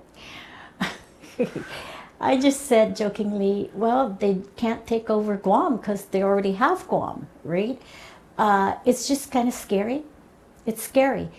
You know, and I have voiced my fear with the Department of Interior about how the U.S. can just don't even listen to us and just come in and do deep sea mining without any kind of concern about our livelihood. And in speaking with those leaders, they have said to me that that's not going to happen. Just finally, you may not know what specific outcome you want, independence, statehood, but what do you hope for the future of Guam? What I hope for the future of Guam is that we are able to decide more our policies and, you know, like for example, immigration. We have no control over immigration. If we are going to have a closer tie, which I believe, Sean, that just because we have a long experience with the U.S., that I think if it was to be put out there, it would be something that would allow for a closer tie and partnership, maybe fairer and more equitable partnership with the United States.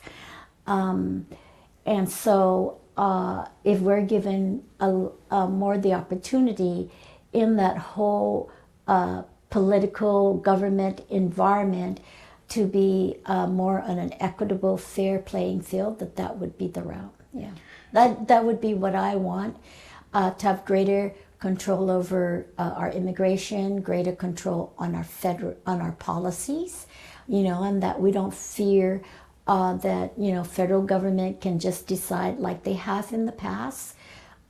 Just recently, removing federal grants on a big grant that we take advantage of in terms of drug prevention and training, counseling, and so forth, right? Just like overnight. So I think a greater say in that.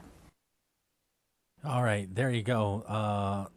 Two very well put together interviews and just conversation. I really appreciate it because I was able to get some questions of mine answered just by listening to both of those conversations. Again, you can find it on ABC Australia, the Pacific, right? And it's available on YouTube as well. You can just Google it, you'll find it. But we basically played them. Sure, yeah. Are you able to do that? I'll do it. Yeah, okay. Well, we got to go to this break. KGUM FM in Dededo, Guam. But once again, Governor Lulian Guerrero, her main message is that Guam values its relationship with the U.S. and needs defense. But Guam still deserves more control, fairness, and a real voice in decisions that affect the island. On the other side of these, we are going to have a lighthearted conversation with some newly graduated high school students, right? So we've been following their journey throughout their high school for the last 3 years now. And so it all finally comes to an end. It's an end of that era and a new chapter in their life as they, I believe they're all going to college in the fall. And so we'll do that on the other side of these right here on Wave 105. This is the Bright Side. Be Bat Lunis. It's June 8th.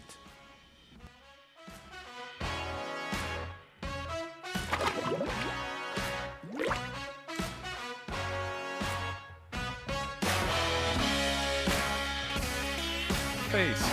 Rivals of Republican Steve Colton, former Fox News commentator, and Democrat Tom Steyer, a billionaire climate activist. Meanwhile, Jennifer King reports President Trump made a trip to Wisconsin this evening. We love the farmers. We love everything about your state. President Trump flew to Wisconsin to talk with farmers at a rally and agricultural roundtable in Chippewa Falls. You all built this country.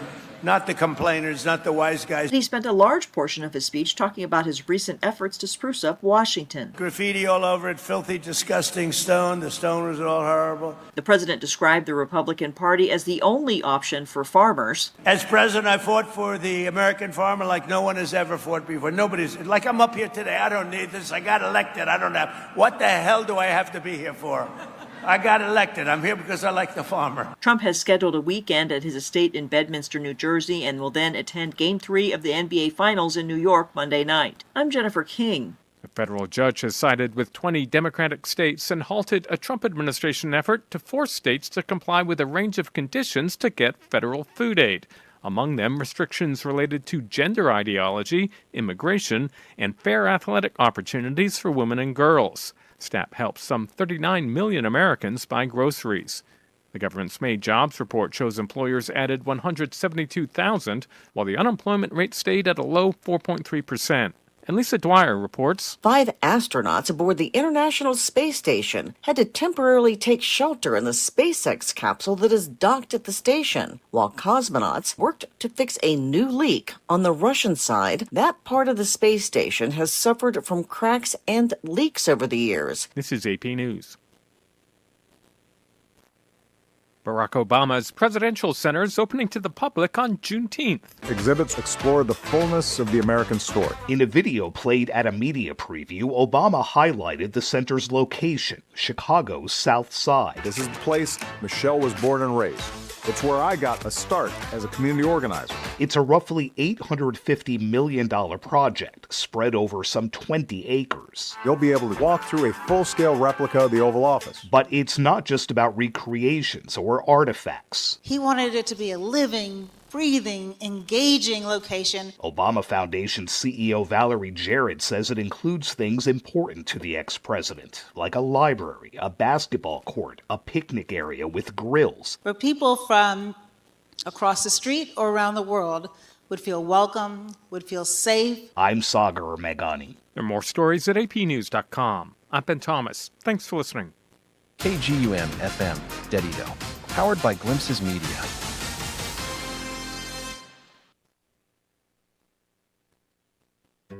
My name is Emma. I am 13 years old. 6 years ago, I was injured in a car accident that left me paralyzed from the waist down. Once I completed rehab, my mom applied for a canine companion service dog. Last January, I finally got to meet my service dog, Marcia. We quickly developed a very strong bond. Together, we go to my horseback riding lessons, school band practice, swim meets, and archery classes. Together, we pick vegetables, and we like to cut flowers. I love Marcia. She makes me feel like together we can do anything. I can't imagine life without her. She's a part of the family.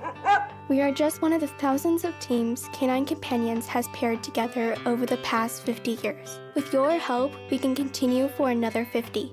Visit canine.org to see the many ways you can change lives. I can tell that we are gonna be friends. Do you hear that? And that? And that? Those are the sounds of a healthy and vibrant community. And to this United Way volunteer, nothing sounds better. They're the sounds of children being given greater chances to succeed in school. The sounds of neighbors receiving the support needed to overcome challenges, both big and small. They're the sounds of families gaining access to quality health care and nutritious food for their tables. And they're the sounds of members of our community who've benefited from United Way's financial education programs. See, wherever there's a need in our communities, there's a United Way.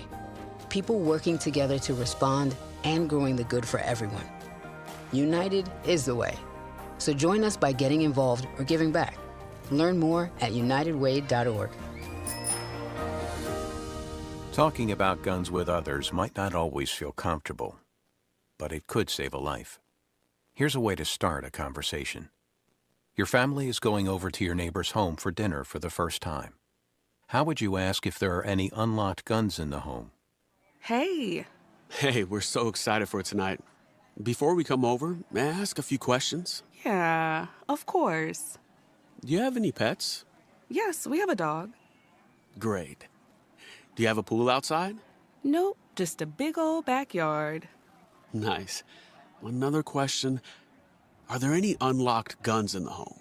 Our guns are stored securely, locked in a safe that the kids can't access. Awesome. Yeah. Now, let's just talk about what we can bring for dessert. Learn how to have the conversation at agreetoagree.org. A public service announcement brought to you by the Ad Council. My name is Erica. My son, Kason, is a patient at Shriners Children. My oldest called me and said Kason got burned. The trauma doctor came in and said he needs to go to Shriners. His injury was a big injury, and I think a testament to the care that we provide. He's fully functional. He's riding his dirt bike, doing all of the things that you would want him to do. We're just so thankful that Kason is still here. Go online right now to loveshriners.org. Real talent is defined by what people can do, not where they learn to do it. So by stopping at the education section of a resume, you might throw away the perfect hire. Skills First Hiring helps you see talent others miss, like more than 70 million stars, skilled through alternative routes. Let their story unfold and gain a competitive advantage, because hiring managers who start with skills are 60% more likely to find a successful hire. Hire skills first. Learn why at tearthepaperceiling.org. Brought to you by Opportunity at Work and the Ad Council. We're all for first-time guests and longtime friends. All for First Light and Starlight. For road trips and trail runs. All for mountaintops and monuments. River bends and battlefields. We're all for showing up and giving back. To protect, to preserve, to pass it on. All parks depend on us, and we're all for parks. Join us at nationalparks.org/allforparks. Hi, human. I'm a micro monster swimming around in your plastic water bottle. But I can't wait to swim in your bloodstream soon. Microplastics are micro monsters. Drink me. Wait, what are you doing? But you can fight back by using glass or metal reusable water bottles. No!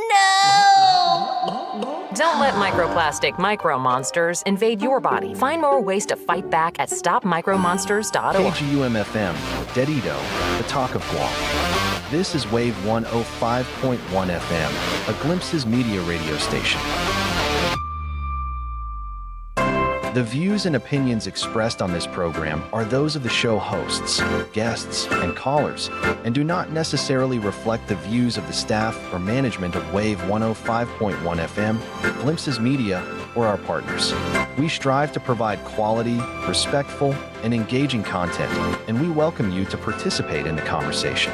Thank you for tuning in to Wave 105.1 FM. Enjoy the show.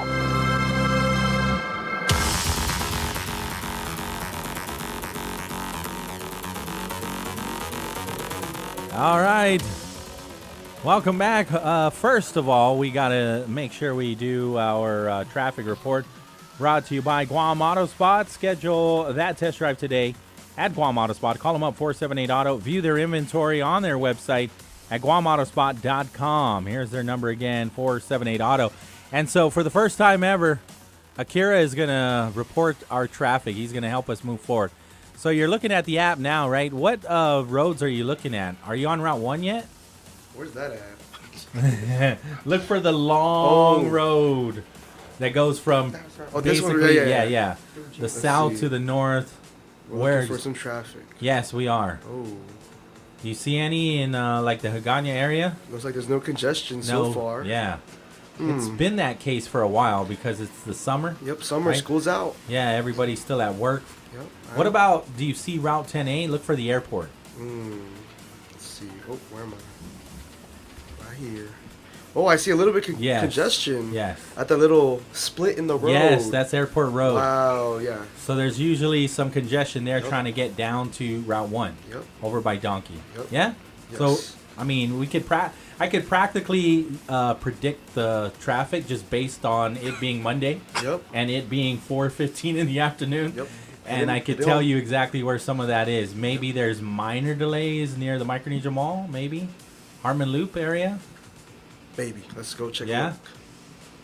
If there's not, it's will hit be soon. Yeah. There you go. Akira's taking care of you, helping you move forward with Guam Auto Spot right here on Wave 105. There's only one.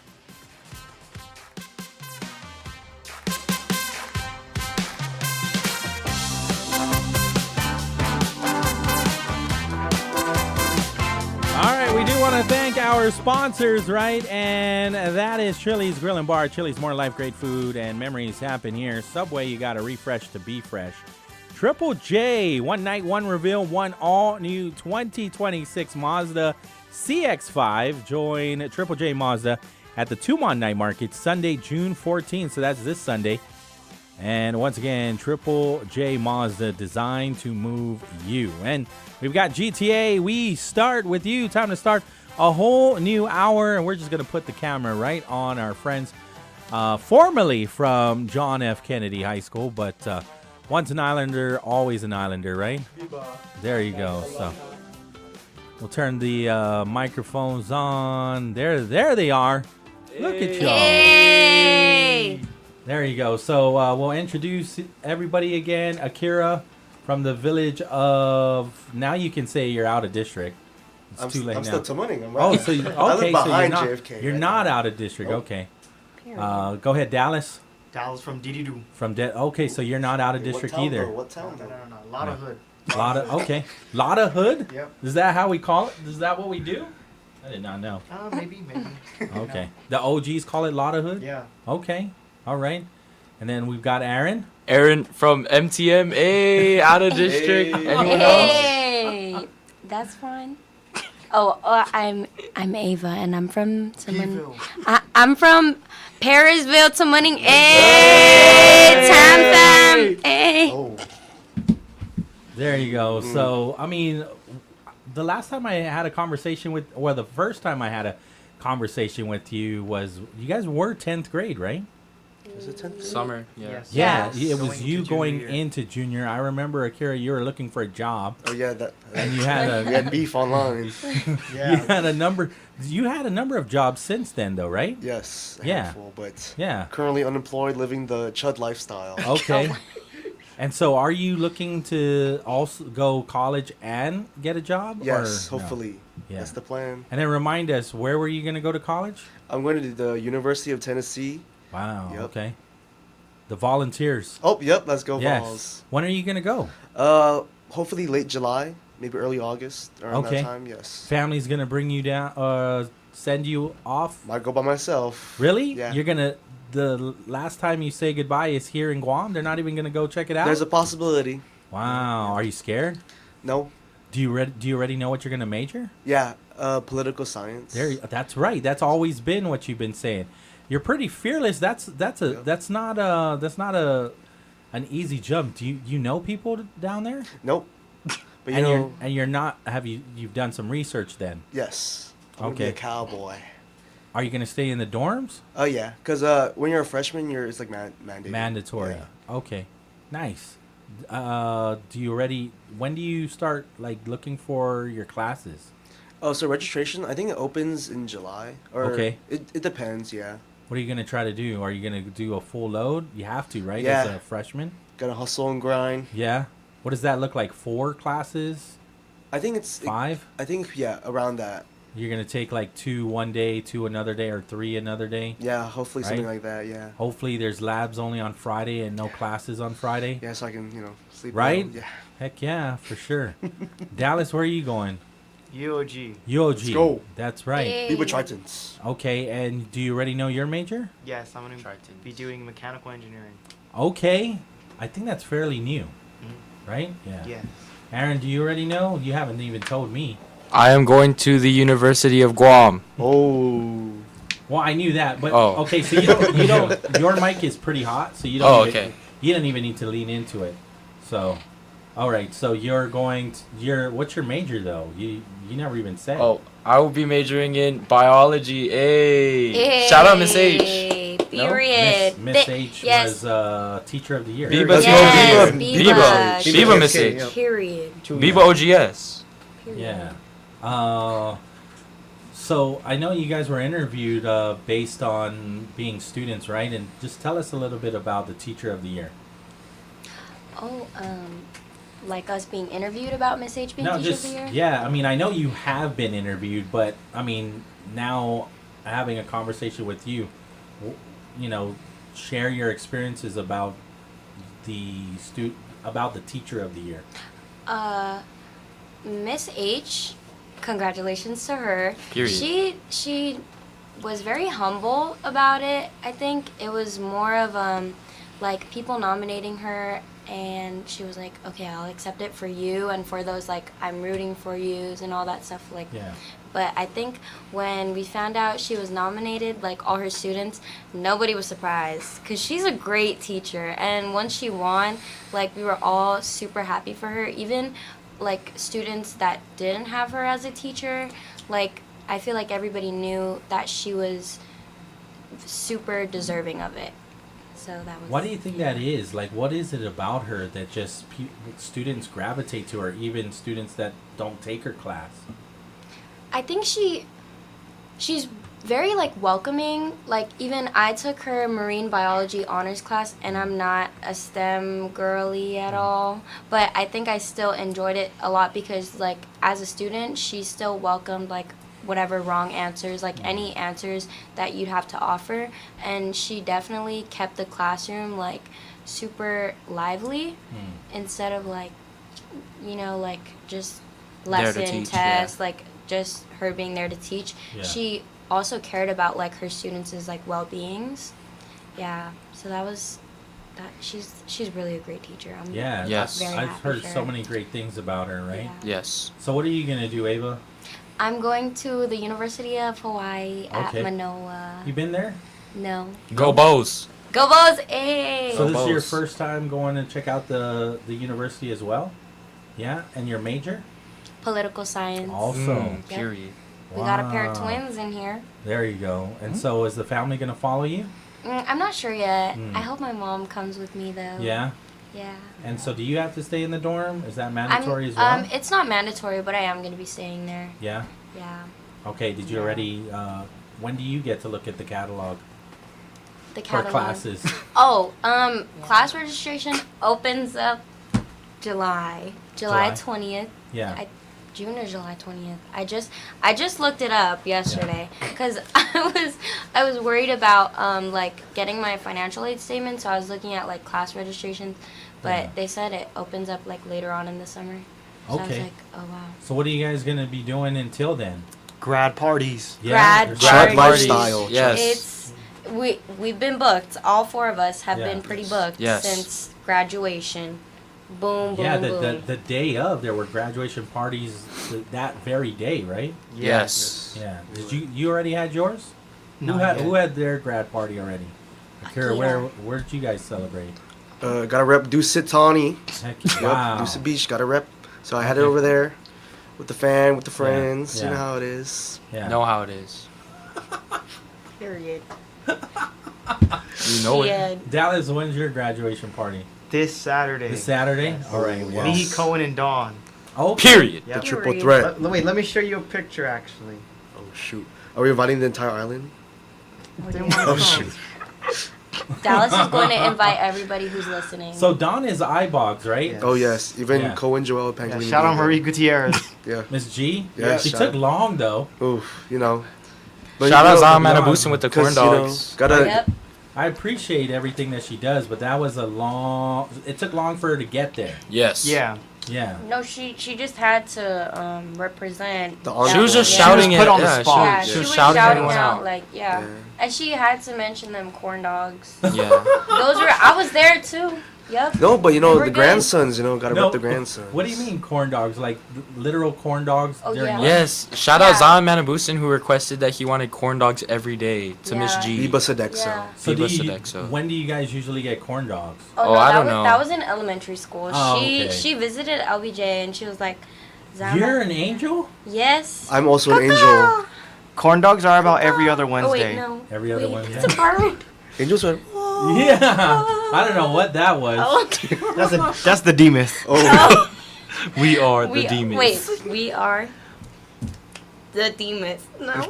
No, Okay. no. So from LBJ, you went right over to Tamuning Elementary? Yes. Yeah. Sir. Tamuning Elementary, you went to Jose Rios? Oh no, middle school I went down to Agate. I went down to Mount All the way Carmel. down? Oh, okay, Yes, Mount and then I Carmel, went shoot. to Barragata, UMS. Okay. And then I went to Jose Rios. Wow, that was all over the... Gotta Yeah. map it Going out. around the Yep. island. Yep. Okay. Did you like move?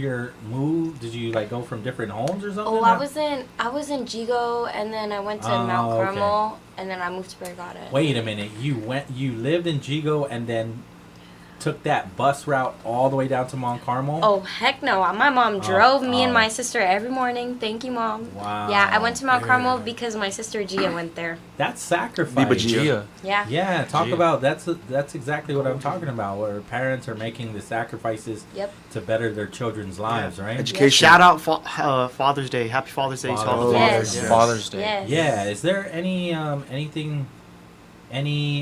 story that you guys want to share about just how your parents have really, gone above and beyond for you during your school year, especially as seniors? Can you think of any? My parents got me a lot of Lays for graduation. When I ripped my shorts and my mom got me new pairs of shorts. Because so we were playing a pep rally game. Okay. And I was standing up and I was cheering. And I was like, let's go. And I squatted and then boom. Okay, and then I had to run. I had to run across the gym. So you called your mom, and your mom brought you a new pair of pants. Yeah, but then to assert my dominance, I ripped my pants and I was holding it up. Yes, Biba. Yep. Doug, does anybody else have a story before we move on? Like my parents were always there. They were hustling and grinding for me, and even like prom, my mom was there, big supporter for our prom, helped pass that through. And even I ripped my pants at prom. And yeah, doing extracurricular activities at prom. And then she brought out the stapler for me. Yes, sir. Okay, my mom, every time my friends didn't want to hang out with me after school, I walked right into her office. And I went and I bothered her, and she let me. Well, not willingly, but yeah, my mom was there for me like this whole school year. And she also helped me figure out my prom dress because I was prom dressless 1 week before prom, and that was a little bit of a crisis I had that she helped me settle down. Typhoon Tortilla. Yep. Typhoon Tortilla. Talk to me about Sinlaku. Oh, Hurricane Katrina? I was out More there. like Hurricane Tortilla. Tortilla. So when's your power turn on? So the typhoon leaves us around like Thursday afternoon. When does the power turn on for you, Akira? My power hit Friday. Friday? Dallas? The next Friday. I know Aaron was like Wednesday. Mine was a full week after the typhoon hit. Yes. I got power back. Yeah. I was living life on the edge, though. It was fun. What do you mean living life on the edge? I was out there, scavenging, looking for looting. Yeah, I was Swamp looting. Road? I found some legendary loot. Yeah, ground loot. Yeah, special ground loot. That's how I found my cat. Just kidding. Swamp my Road cat kept trying survival. to escape. We found a dog one time. She right? It was a girl. Yes. She was chilling during Mawar. We actually named her Mawar. Oh. Rest in peace. My dog She almost came flew to the away. shelter, yeah. I don't know where she went. Unfortunately, she left us after things kind of calmed down. I think when our power turned on, she's like, I'm out. Yeah, I don't know where she went. She wanted to live. She wanted to go back off the grid. Yeah. Probably. She might have probably went died. to her original home. Period. I don't think she died. I think she died. Look at wherever she originally came from. Yeah, she probably knew the way. Yeah. It was just vacation for her. Yeah. Yeah. Probably was. Your power, Ava? Oh, For Sinlaku. I got it back probably 48 hours after. Okay. Yeah, it Biba was GPA. You Yes. live near the hospital. Oh then. yeah, that's why. And when I took my dog on a walk right after Yeah. Sinlaku, she almost flew away. It's a Chihuahua, and I had her on the leash, Yeah. and then boom, wind comes. I was like, oh my god, lady, come back. Yeah, but she's fine. Good thing What about there was an Dookie? anchor holding her down. It was. Okay. No, but I wanted to talk to you guys about pep rallies, right? Because you guys had some top tier pep rallies. Yes, and we so how do you did. create these? Well, actually, I think it was the class 26-ish kind of Yes, sir. brought back the pep rallies a little. Yeah. Wait, what do you mean brought We it the back? winners. What So- happened to the past? I guess they classes? just phased out a little, right? Yeah. And then, Yeah. and then throughout our Yeah. years, we slowly brought them back. Yeah. How did you have to get permission? No, we Kind just of. had the most spirit too. Yeah, Oh, like so- our first pep rally of high school was like sophomore year, second semester, something like end that. of it, right? Yeah, like the end of our sophomore year, and that was like our first pep rally So ever. what was class of 2025 doing if they weren't doing pep rallies? Oh, they were definitely there, but I'm saying like, you Okay. know, we were. Oh, But we were there. We were there. Yep. Junior Okay. year, we beat the seniors. And We won beat the pep seniors. rallies. And But we went shout out class undefeated our 25. senior year. And this year we beat all the other classes. Period. All right. Period. So talk to me about some of these epic pep rallies. You know, we gotta bring in all our most spirited people for our chants and stuff, and then we always win the games. Yeah. We win the games. Yep. We went, yes. What Like kind Maybe of not games? tug of war, pep, but relay race. yeah, Relay race race. we win. Okay, What we else? got Wig snatching. Yeah, Wig wig snatching snatching. we Wait, what? win. pizza Cone boxes. stomping. Cone Wait, stomp. Cones. Yep. What is wig snatching? That's a pep Yes. rally game? 'Cause you know, is like- that sanctioned? Yes, 'cause, you it's, know- it's like battle royale. Yeah, you kind know, of. like, you know, when don't a know girl what tries to that is. snatch a weave, you know, you gotta. Yeah. So Gotta yeah, defend your it's territory. like You it's gotta all duck and these roll. people in a box. Like there's like borders. box battles. Sanctioned. allowed. Yes. Okay. It's like People all these JFK. people in borders, and then you got wigs on, and you can't hold your wig down. Okay. You gotta snatch other people's wig, but protect yours. How many Yeah. per class? 2. I Oh, think okay. I think like 2. So Two then of the there's best so there's snatchers on only the island. 8. So there's 8 players Yeah. Yeah. in wig snatching. Yes. Okay. And so what do we? From what I remember, the pep rallies we accrue points, Yes. and then Yes. after the season, whatever class has the most points wins the year. Yes. Okay, so you're still doing it like that. Or we did it by like semester, so like you win the pep rally, you don't win the whole year. Okay. You're not like delegated the best class of the year. Okay. Yeah. We've been undefeated for a while. We've been right? undefeated for like since, we were the best class regardless. yeah. Period. Okay. I saw some 4 of straight. your videos where you were doing like choreography. Oh yes. Oh, Yes. The Gogettes. No, that No, wasn't God. them. So That no, wasn't there's them. these 4 girls at JFK. They're masked women. They're masked They're women. baddies. They're baddies. There are 4 baddies at our school They go by the group name, the Gogettes. The Gogettes. Yes. because in And their they- debut performance was Lady Gaga. you Lady know, Gaga. I think paparazzi. they're her children. I think they're Lady Gaga's children. Children? Offspring. Yeah. Yeah. So Yeah, that's All they right. have Well, white wigs. where did they get all their creativity from? Mother Gaga. Yeah. They Gaga. were just like, you know, embryos. and, They and gave them pep her rally knowledge. spirit. Yeah. Yeah. And so they always make an appearance during the pep rallies. Yes. And prom. They Prom, Yeah. activity Yeah. days, Activity days, yeah. weddings. did they retire at the last pep rally? Yes. Possibly. They might have. Well, one is going to Tennessee. So we've heard. And We one don't is- know. No, we don't know their where they're identity. going. We don't know Yeah. who they are. They're No, but always- Mother Gaga has decided to spread their wisdom Yeah, throughout the worldwide. universe. expanding. The They're Gogettes will be expanding. worldwide. Yes. Wow. Continental. And if anybody Wow. would like to see, if you would like to see like the Gogettes performances, they're on at Saipan National Players. Wait, what? On Instagram, they're Who posted. are the Saipan national players? Oh no, they're not related like a- to the No, Gogettes yeah, at yeah. all. They're just like their managers. Yeah. All right. They're Yeah, collective. They're just like a group that documented their way. I saw a photo. You had a Saipan. Oh yes. Oh, yes. Sash. Eva Ava mom. Yes. So are you Ava from Mom. Saipan? No. No, man. I ain't Oh, from that. That's So why I do feel like you- we explained this before. On Yeah, it's I the don't- first time. I don't know the story. This was sophomore year then. that Okay. was- Well, anyways, we have a member within the group named Kojiro Sangel Goto. Yeah. Wow, And I he's do from- remember this story. Yes, so you thank guys you. been holding on to this. Buro Goto. kinda, all- Biba Saipan. Yeah, Biba okay. NMI. Yes. Yes. Okay. Explain it for everybody that forgot. Oh, we were just like friends, and then like there was a group chat, and then there Buro was, Goto. Yeah, and then there's this kid named Buro Goto, Yeah. and he's from Saipan. Kozaburo. Yeah, and we were like, oh, I don't know what to name the group chat. Okay, we'll call it Saipan National Players. So then, fast forward 4 Right. years later, my mom is like, I'm not gonna give your friends in the Saipan National Players.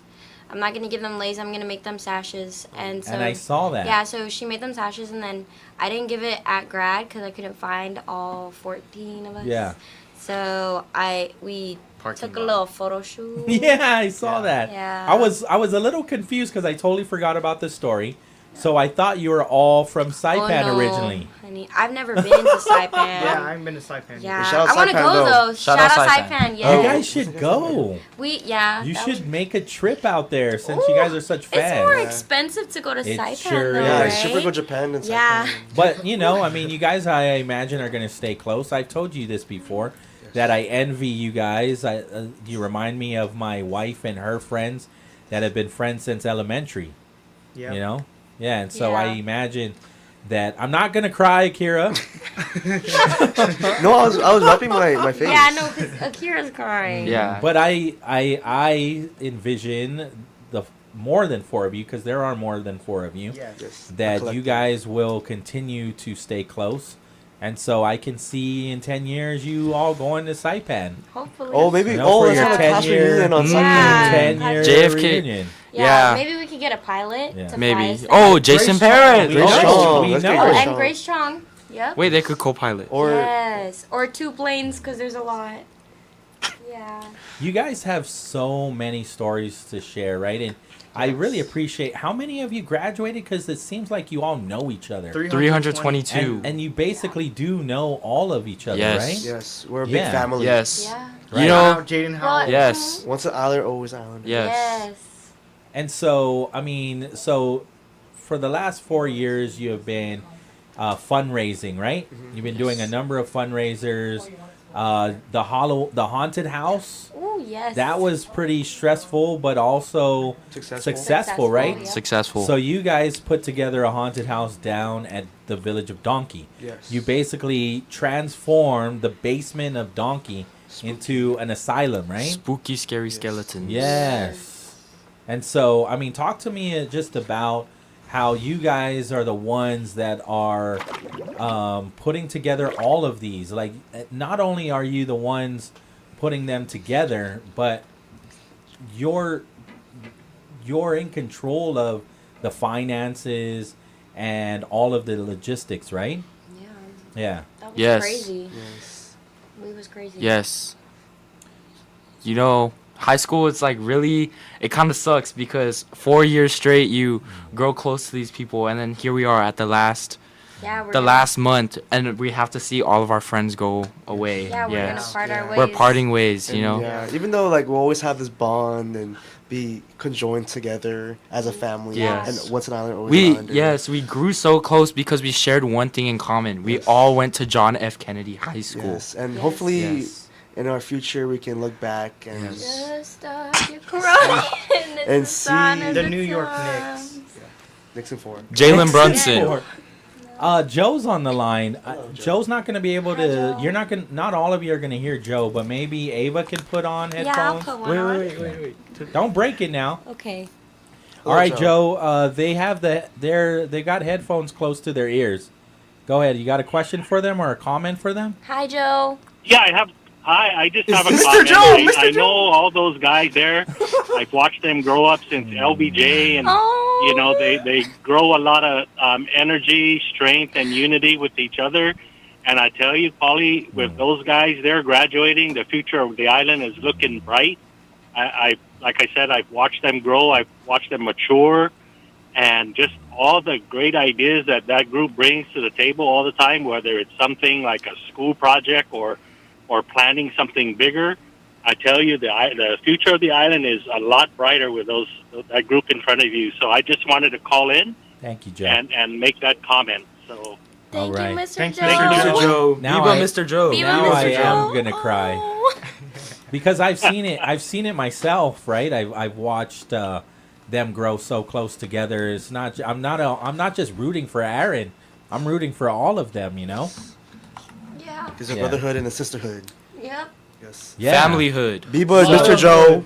Diego. Biba Gourmet Guam. Biba Gourmet Guam. Make sure you buy cream puffs. Biba Diego family. Biba. You know, when we first came here, summer of 24. 24, Yeah. I was working at Gourmet Guam, and I'm still there till this day. Period. Yeah, loyal. Yep, period. Loyal. It's a family. Yeah, family. but now I'm graduated. Now we're Graduation. all big girls now. I got family. Okay. Sorry, I'm trying to do background music. Yeah. So I know I don't want to not include everybody, but talk to me about, well, Aaron is in the video, but talk to me about seeing your peers go viral on TikTok. Whoa. We're viral on YouTube Shorts now, by the way. Really? Really? We Where just is got it at? reposted on YouTube Shorts. Where is it? What are the credentials? Because last I saw on TikTok the video where you're catching the woes. What is it? 15 million views? I think it's at like near 4 million likes now. Yes. And then on YouTube Shorts, my friend Ryder Torres, who didn't throw the ball up to the third girl, He's getting hate? No, he let us know that we're also going viral on okay. YouTube Shorts because somebody just like reposted it, I guess. Oh, nice. Yes. So Islanders worldwide. Period. Yes, sir. Supposedly Islander the fifth guy pride. is going viral too. The fifth guy. The fifth guy? No. The third girl. Islander Pride, class of 26, worldwide. Period. Apparently, the fifth guy has the tightest woe. What? No? No? No, it was pretty tight. That's what everyone. That's what the comments are saying. The comments are saying I that. did not see any claims. What are we talking about? The wall was No, not no. tight. I thought it was. So it was. Nah, all he loose. So it was sarcastic. So was Aaron's on loose? No, it was. I don't even think Aaron's was. Aaron's was like something else. No, the fifth guy had I hit the the Heisman. cleanest Yeah. wall. Aaron Yeah, hit it the was Heisman. He didn't hit the whoa. Yeah. Yeah. No. You didn't even catch it. I hit If the you Heisman. think about it, you just didn't landed even in his catch hands, it. you know. No, cause I'm like that. Cause No, you didn't even have the ball. Did you really though? yes, Like, I was like. So next. I only have a few more questions because I don't want to keep you guys too long. I really appreciate you coming back. Your schedule has been insane. And so I'm grateful that after all of the conversations we had, I remember on one of the days leading up to Halloween, you all came in here with Halloween costumes. Oh yes. But talk to me about, because we're now in the age of AI, right? And so, let's have a real conversation on how you're using AI. How did you use AI through high school, and how do you plan on using AI? Or maybe you're not. I don't know. I used AI to help design my grad cap. Okay. Which was Master Chief holding a diploma that said Dallas Moore. All right. How do you use AI to do that? So first you have to find somebody named Don Aldis who has ChatGPT Premium. Yeah, he pays. And then you send him the image that you want created and give him a template or a prompt. Yeah. And then he puts it in and brings you back the finished product. Wow, okay. Yep. But obviously it doesn't print it for you. No. So how'd you print it? Oh, I just went to go print it at Copy Express? Fast copy? Were they willing to? Because I know Yes. some printing companies that won't, because they're saying that the AI, the colors that the AI creates aren't real colors that it can print. Blurple. So that wasn't a problem with yours. Blue and green. No? Yes? No? No, that was not a problem. Okay. I printed it out, and No all I needed issues. to do was just give them the measurements of my cap. All right. And then they printed it out. Yes. All right. Akira, how do you use AI, and how do you plan on using it in Well, the future? during school, I used it as like a guideline towards studying and answering questions. Did anybody get caught cheating using AI? Christian Alteo. I have never used AI. No. There was no cheating. Nobody's. It's okay, you don't have to lie. Don Aldis using AI Mrs. Hita class. Wait, so first of all, what is the policy in using AI while you're in school? It's teacher by teacher. Yeah. Some are like zero tolerance for AI. and some love it. They want to use it for Some are every like- answer. Yeah.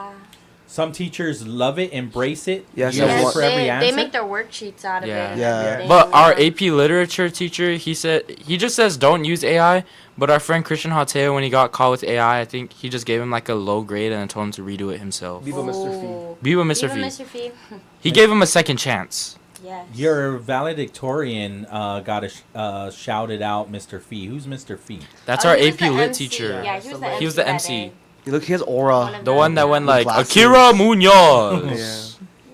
And so I imagine what does he do? He gives you like reading material?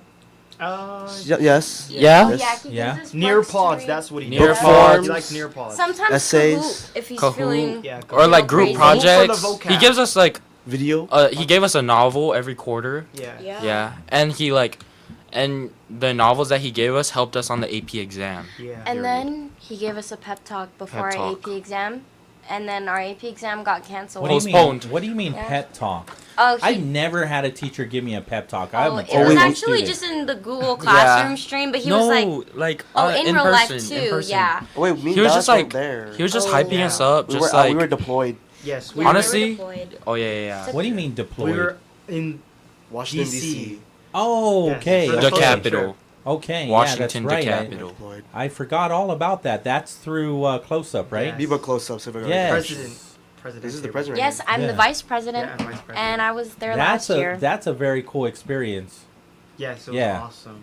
So you went to the White House. You went to the Capitol. The White House was under renovation. Yeah. The reflecting pool. We went to all that. We did that. Yeah. Went to the Capitol. We went to the.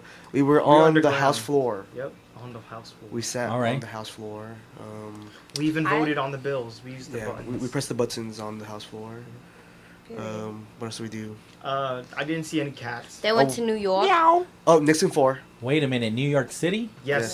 So you visited Times Square, Yes. Yes, we did. right? And we got haunted. There was Carl there was Anthony a Towns. random Asian girl following us around. with no shoes on. Yeah. Okay. Jay She just stepped Guapo. on her shoes. So what is the end goal there for Close Up? Is It's just to bring Get these you kids a It's from- like close up. to It's- teach us Yeah. more about how our government works and And how to civics- participate. yeah. how does New York City But connected to how Oh, government well, works? That's Jalen like Brunson. New York City is the original capital of the United States. So there was a lot of older buildings. We got to see where George Washington was. Yes. And What's we it went to Buried? Ellis Yeah. We're all Okay. Oh, yeah, we're we're American. through, so we were Yes. able to learn more about Yes. what they used it for And the statue, literally. Yeah. Ellis Island is pretty special, Yeah. right? Did you get goosebumps? Yeah. Yeah, it With all of Dallas's the photos. Great Yeah, grandpa. my great grandpa's name is in that log. See that? Yeah. wow. Yeah, so many people's families Mm-hmm. went through Ellis Island and had to stay there for, I Yeah. think even days. I can't remember. You probably know more than I Yeah, we do at saw this how point. tight the rooms were. It was like Right? this big with like Yeah. Right. 3 bunks. Yeah. Yeah, and so what it meant to see, to be there and know that they have a new future as Americans, that was all scary and exciting all at the same Yep. time. Yeah. Okay, that is cool. I thought maybe you were just going there to just have fun, but it was all a learning experience. Yes, our schedule was very tight. Yeah. Yeah. I think the close-up trip Like the wall. also it just brings a lot of opportunity to a bunch of different students who don't get to educate themselves Right. hands-on and Gives you a close up yes. of the Well, government. I mean, look at we're all from Guam and a very Yeah. small island in the Pacific. Even the When do other we? islands, Yeah. When do we yeah. get opportunities like that? Yep. Yeah. So it is special. Mhm. Yeah. So how do you get into Close Up? Club. Yeah. You it's just a club. join. You just sign up. Aaron was in close-up. Yeah. I don't know what happened. I was in close up, but I don't know. I didn't really like it. Couldn't handle Nabwa. I couldn't handle Wait, the because- Nabwa. What is that? I don't know. That's the advisor. Yeah. Well, not So, like, necessarily, Supreme yeah. leader. And our the- student government yeah. teacher. Yes. The way close up works is in order to go on the field trip, you have to be not the field trip, the school trip. Yeah. You have to be the hardest working.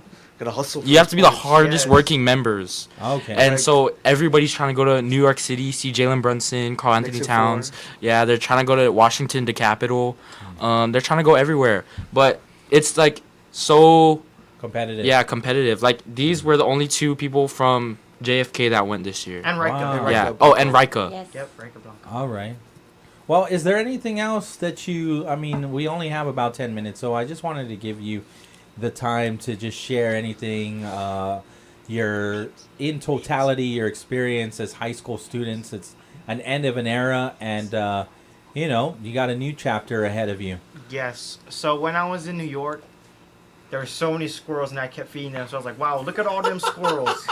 And then And- yeah. I really love them. Yes. And then even speaking of a bunch of animals together, Dallas at our grad practices, Oh, at yeah. ours at UOG, Yep. there was a bunch of chickens, And I was then like, "Look at all them chickens!" yeah.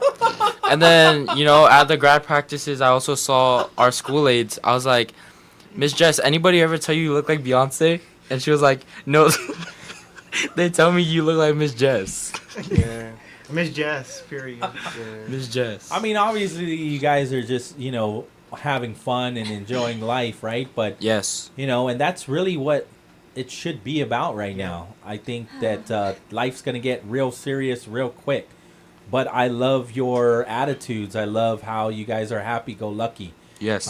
You should enjoy that. Embrace it because, like I said, it's going to get real serious real quick. But don't ever lose that. Don't ever lose that personality where, you guys just... The world is yours. Yeah. The world is your oyster. Yeah. Because sometimes we can get just too serious and get overwhelmed by the stresses of life. Yes. Yeah. To you future high schoolers, underclassmen, my message is to just take it, live life to the fullest, Live in the moment. Yes. Don't be afraid. Yes. Yeah. Of what others think of you. And sometimes procrastinating is okay. I still It's graduated. okay. It's okay. I still graduated though. So. I had 300 missing assignments. 300. I think I have 500. I probably Who knows? have double that. Does anybody have a library book that hasn't been turned in? Dallas didn't almost graduate because he didn't turn in his math. Yeah. Because that's still a thing, right? Yes. I You don't turned mine turn in last your day of books, school. You can't graduate. You won't walk. Yeah. We have our senior clearances. Yeah. Period. Yes. Well, again, thanks for just hanging out, right? I mean, is prom going to be a memory that you'll never forget? Yes, because I did an insane... one of the Gogettes did an insane death drop. Yeah. Off the back of another Gogette. Yep. Yes. Off the back. Yeah. Up in the air like this. Yep. Yeah. Yep. That was insane. Yeah. And also, apparently, me and Cohen got married on prom night. Never let Lean do stand up. Gonna miss those baddies. I don't again. think that would work out anyways because you're minor, so it wouldn't at the time. Yeah. Hey, I was 18 at the time. Oh, That's okay. even So worse because one was a I minor. did not want it. So, Please, Mr. please. Suba, do you think about your memories of high school all like the this? time, but I didn't. All the Again, fights. I am. Did you have Gogettes or No. Oh, okay. Biba Oregon High. Hey. I'm inspired because, I mean, you look back and you have regrets. And when I look at my own son and I see how close he is with his friends, and he took every opportunity. I was not a student that took advantage of. I didn't join any clubs. I barely joined some sports. I finally did my senior year, but I wasn't involved. And so I'm grateful that my son is doing that and that he's got friends like you. Happy birthday. Hey. I don't talk to any of the people that I graduated with. My wife does, and so I'm sure that he took it after his mom because she still has very close friends since elementary. Biba Mr. Long. Yeah, and so I would say that is probably a really good. That's something that you guys should definitely be proud of. Yeah. Because not everybody has that. How close, not just the 4 of you are, but like I said, the 322 of you. Yes. Yep. We are family. Yes. Yeah, the 322 of you. It is very inspiring to see how close you guys are. And I saw that at your graduation. I saw how close you were. I saw your valley, how what he had said. He actually resonates with me what he said, where he said, you can plan out your day, you can plan out your week, you can plan out your whole life. However, it won't go as planned. And sometimes when it doesn't go as planned, that's the best thing that could have ever happened. Yeah, period. Yeah. All right. Well, thanks, guys, for coming in. I really appreciate it. And, of course, this is probably the last time you'll be in as a unit, but you guys are always welcome. And I can't wait to see what all of you do in the very near future. But then I imagine in the next 10 years, you guys are going to be doing some really cool stuff. Yes. Going to Saipan. You be back. 4:55 in the afternoon. Let's take the break. Wave 105. You'll be back.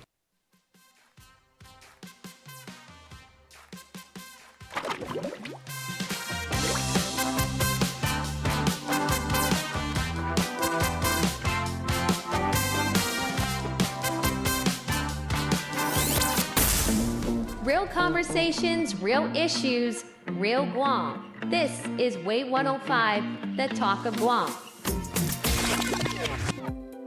Get ready to trade the heavy pads and helmets for pure, lightning-fast agility on the world's biggest athletic stage. Welcome to the National Day Spotlight for June 8th. As we kick off National Flag Football Week, the sport is currently riding a massive wave of global momentum towards its official Olympic debut. Flag football was fast-tracked as a newly approved sport for the 2028 Los Angeles Olympic Games, a move driven by a massive international marketing push to globalize the gridiron.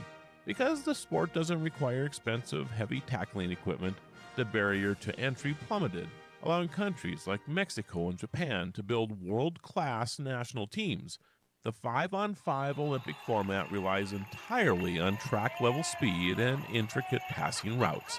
The inclusion has ignited a global boom, turning a classic backyard recess game into a highly strategic, non-contact race for Olympic gold. You know, you don't even have to be a big guy anymore to play this. That is true. This opens it up for everybody. What about us big guys, though? Well, you still can do it. Oh, good. How fast can you run? Well, okay. I'll watch. Well, me too. Okay. We are also celebrating National Best Friends Day and National Upsy Daisy Day. I'm Alice Anderson. And I'm Marlo Anderson with National Day Calendar, reminding you to celebrate every day. If you're looking for world-class website hosting at a fair price, Pair Networks is your best choice. Whether you're a professional web designer or a beginner just getting your site online, Pair Networks has a web hosting plan that's right for you.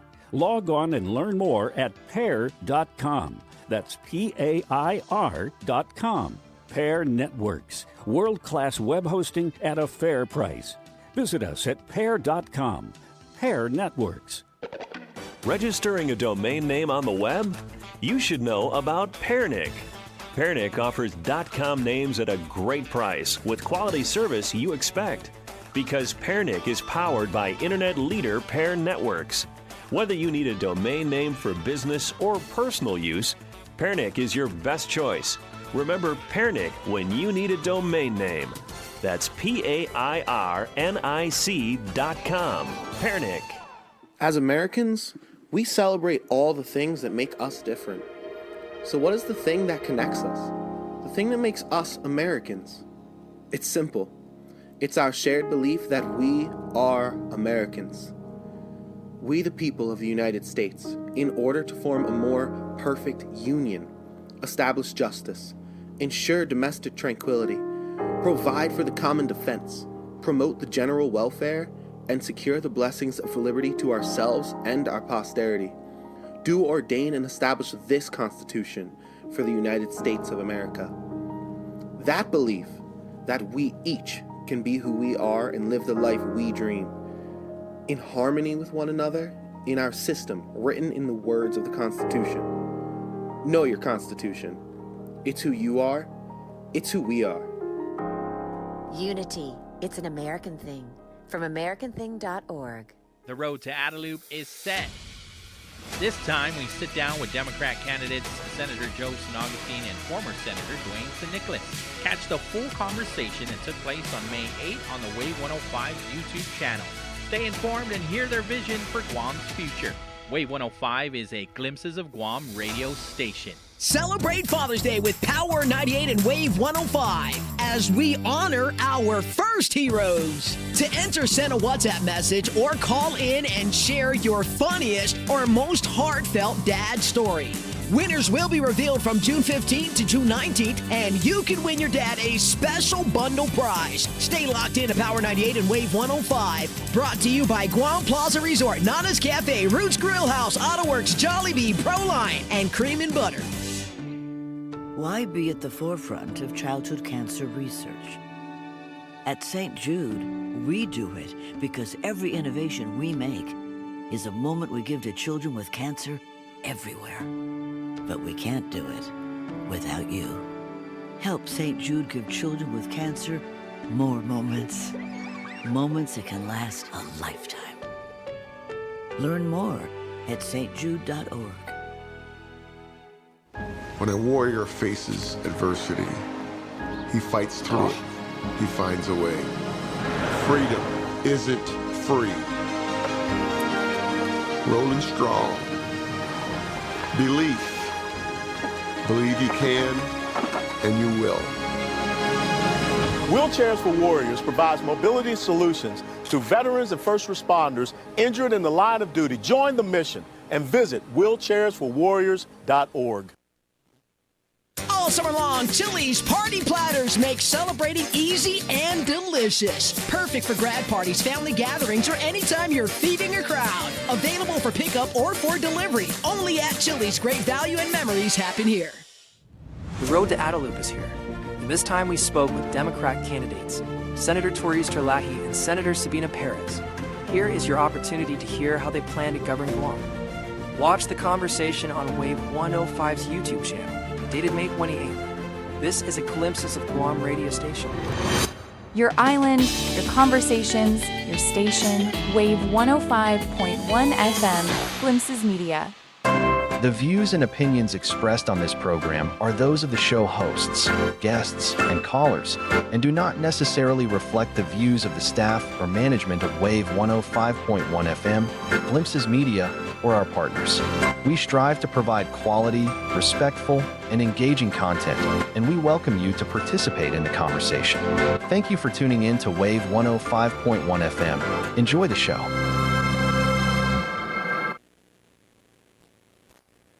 The unemployment rate stayed at 4.3%. Economists say this is an awkward, no hire, no fire labor market. Americans are reluctant to leave their jobs. Many young people are finding it tough to break into a stagnant job market, and workers who have been laid off struggle to find new jobs. Mike Hemp in Washington. That report had traders guessing the Fed could be forced to hike, not cut, interest rates at some point this year. The S&P plunged 2.6%, ending its first losing week in the last 10.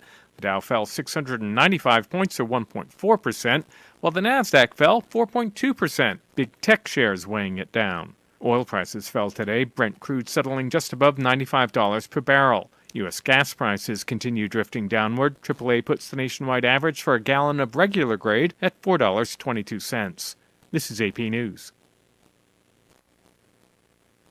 Venice, Italy's seeing record numbers of flamingos. Jane DeMosto, executive director of We Are Here Venice, says damaged wetlands are being restored. Our work is looking at how actively revegetating an area like this that's mostly sediment can anticipate the development of the resistance of these infills to erosion. The flamingos, which famously nest in Spain and France, started showing up in the Venetian lagoon in the early 2000s, and now the more than 200 square miles is one of the most important winter spots in the entire habitat range. The number of flamingos in the lagoon has increased very significantly, especially last year's numbers were the highest ever. I'm Donna Warder. There are more stories at apnews.com. I'm Ben Thomas. Thanks for listening.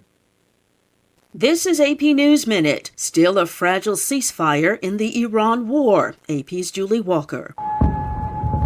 Air raid sirens in Bahrain as Iranian missiles and drones head for Gulf neighbors, including Kuwait. Bahrain's government says those missiles were intercepted and called on Iran to immediately cease attacks on its Gulf neighbors. At a D-Day anniversary speech in France, Defense Secretary Pete Hegseth says that today, different European beaches are stormed by different dangerous ideologies. When will European capitals do something about that invasion? Or is it too late? I pray not, and I believe not. Hegseth did not use the word immigration. Attorneys for musician Chuck Redd say a D.C. Superior Court judge has dismissed a breach of contract lawsuit filed against their client after Redd canceled a Christmas Eve performance at the Kennedy Center. I'm Donna Warder. KGUM-FM, Dedido. Powered by Glimpses Media. My name is Emma. I am 13 years old. 6 years ago, I was injured in a car accident that left me paralyzed from the waist down. Once I completed rehab, my mom applied for a canine companion service dog. Last January, I finally got to meet my service dog, Marcia. We quickly developed a very strong bond. Together, we go to my horseback riding lessons, school band practice, swim meets, and archery classes. Together, we pick vegetables, and we like to cut flowers. I love Marcia. She makes me feel like together we can do anything. I can't imagine life without her. She's a part of the family. We are just one of the thousands of teams Canine Companions has paired together over the past 50 years. With your help, we can continue for another 50. Visit canine.org to see the many ways you can change lives. I can tell that we are gonna be friends. Do you hear that? And that? And that? Those are the sounds of a healthy and vibrant community. And to this United Way volunteer, nothing sounds better. They're the sounds of children being given greater chances to succeed in school. The sounds of neighbors receiving the support needed to overcome challenges, both big and small. They're the sounds of families gaining access to quality health care and nutritious food for their tables. And they're the sounds of members of our community who've benefited from United Way's financial education programs. See, wherever there's a need in our communities, there's a United Way. People working together to respond and growing the good for everyone. United is the way. So join us by getting involved or giving back. Learn more at unitedway.org. Talking about guns with others might not always feel comfortable, but it could save a life. Here's a way to start a conversation. Your family is going over to your neighbor's home for dinner for the first time. How would you ask if there are any unlocked guns in the home? Hey, we're so excited for tonight. Before we come over, may I ask a few questions? Yeah, of course. Do you have any pets? Yes, we have a dog. Great. Do you have a pool outside? Nope, just a big old backyard. Nice. Another question. Are there any unlocked guns in the home?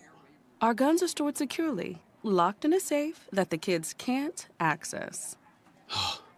Awesome. Yeah. Now, let's just talk about what we can bring for dessert. Learn how to have the conversation at agreetoagree.org. A public service announcement brought to you by the Ad Council. My name is Erica, and my son Kason is a patient at Shriners Children. My oldest called me and said Kason got burnt. The trauma doctor came in and said he needs to go to Shriners. His injury was a big injury, and I think a testament to the care that we provide. He's fully functional. He's riding his dirt bike, doing all of the things that you would want him to do. We're just so thankful that Kason is still here. Go online right now to loveshriners.org. Real talent is defined by what people can do, not where they learn to do it. So by stopping at the education section of a resume, you might throw away the perfect hire. Skills First Hiring helps you see talent others miss, like more than 70 million stars, skilled through alternative routes. Let their story unfold and gain a competitive advantage, because hiring managers who start with skills are 60% more likely to find a successful hire. Hire skills first. Learn why at tearthepaperceiling.org. Brought to you by Opportunity at Work and the Ad Council. We are all for first-time guests and longtime friends. All for First Light and Starlight. For road trips and trail runs.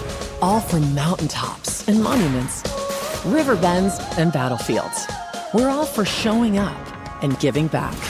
To protect, to preserve, to pass it on. All parks depend on us, and we're all for parks. Join us at nationalparks.org/allforparks. Hi, human. I'm a micro monster swimming around in your plastic water bottle. But I can't wait to swim in your bloodstream soon. Microplastics are micro monsters. Drink me. Wait, what are you doing? But you can fight back by using glass or metal reusable water bottles. No! Don't let microplastic micro monsters invade your body. Find more ways to fight back at stopmicromonsters.org. Your island, your conversations, your station, Wave 105.1 FM, Glimpses Media. The views and opinions expressed on this program are those of the show hosts, guests, and callers, and do not necessarily reflect the views of the staff or management of Wave 105.1 FM, Glimpses Media, or our partners. We strive to provide quality, respectful, and engaging content, and we welcome you to participate in the conversation. Thank you for tuning in to Wave 105.1 FM. Enjoy the show.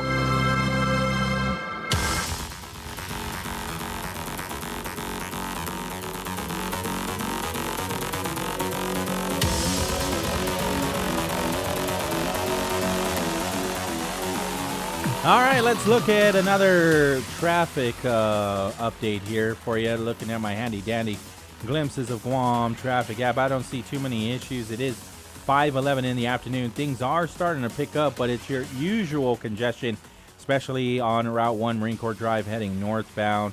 Route 8 is a whole lot better. It's nice and easy for you. You are going to run into mild congestion, but you know exactly where that's going to be at, right? That's the tri-intersection. Route 16 isn't too bad until you start headed down towards Harmon Loop, and then you'll see some congestion there. It will start to really build up as we get closer or deeper into the 5 o'clock hour. Once again, helping you move forward on this Monday is Guam Auto Spot. Call them up, 478-AUTO. View their inventory on their website at guamautospot.com.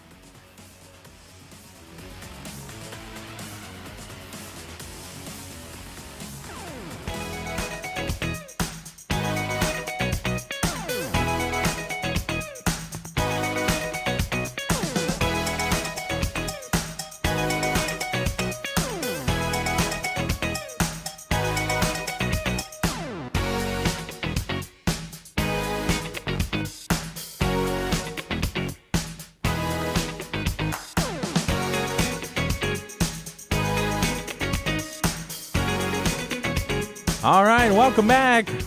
Viva Lunes, it's Monday. We do want to thank our sponsors, GTA. We start with you. Triple J, one night, one reveal, one all-new 2026 Mazda CX-5. Don't forget, join Triple J Mazda at the Tumon Night Market Sunday, June 14 for the unveiling of that 2026 Mazda CX-5, designed to move you. Also, big shout-outs to Subway. You got to refresh to be fresh, and Chili's Grill and Bar. Chili's, more life, great food, and memories happen here. And right now in studio, we are going to be doing good news for a change. And for our good news, I want to introduce you to my niece, Maya Green. Half a day. Welcome home. Hi.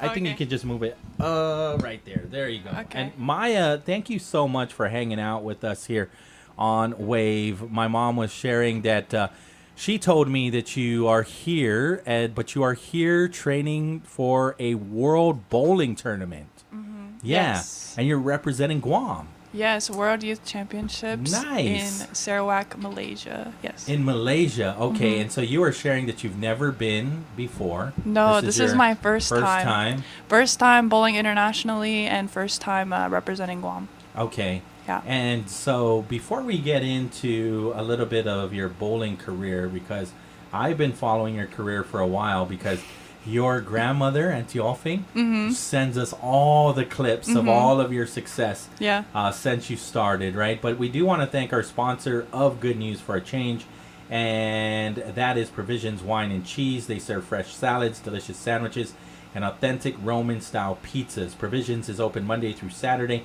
from 11 a.m. to 3 p.m. Call Provisions at 671-633-9463. And Yuli, we just got to level the...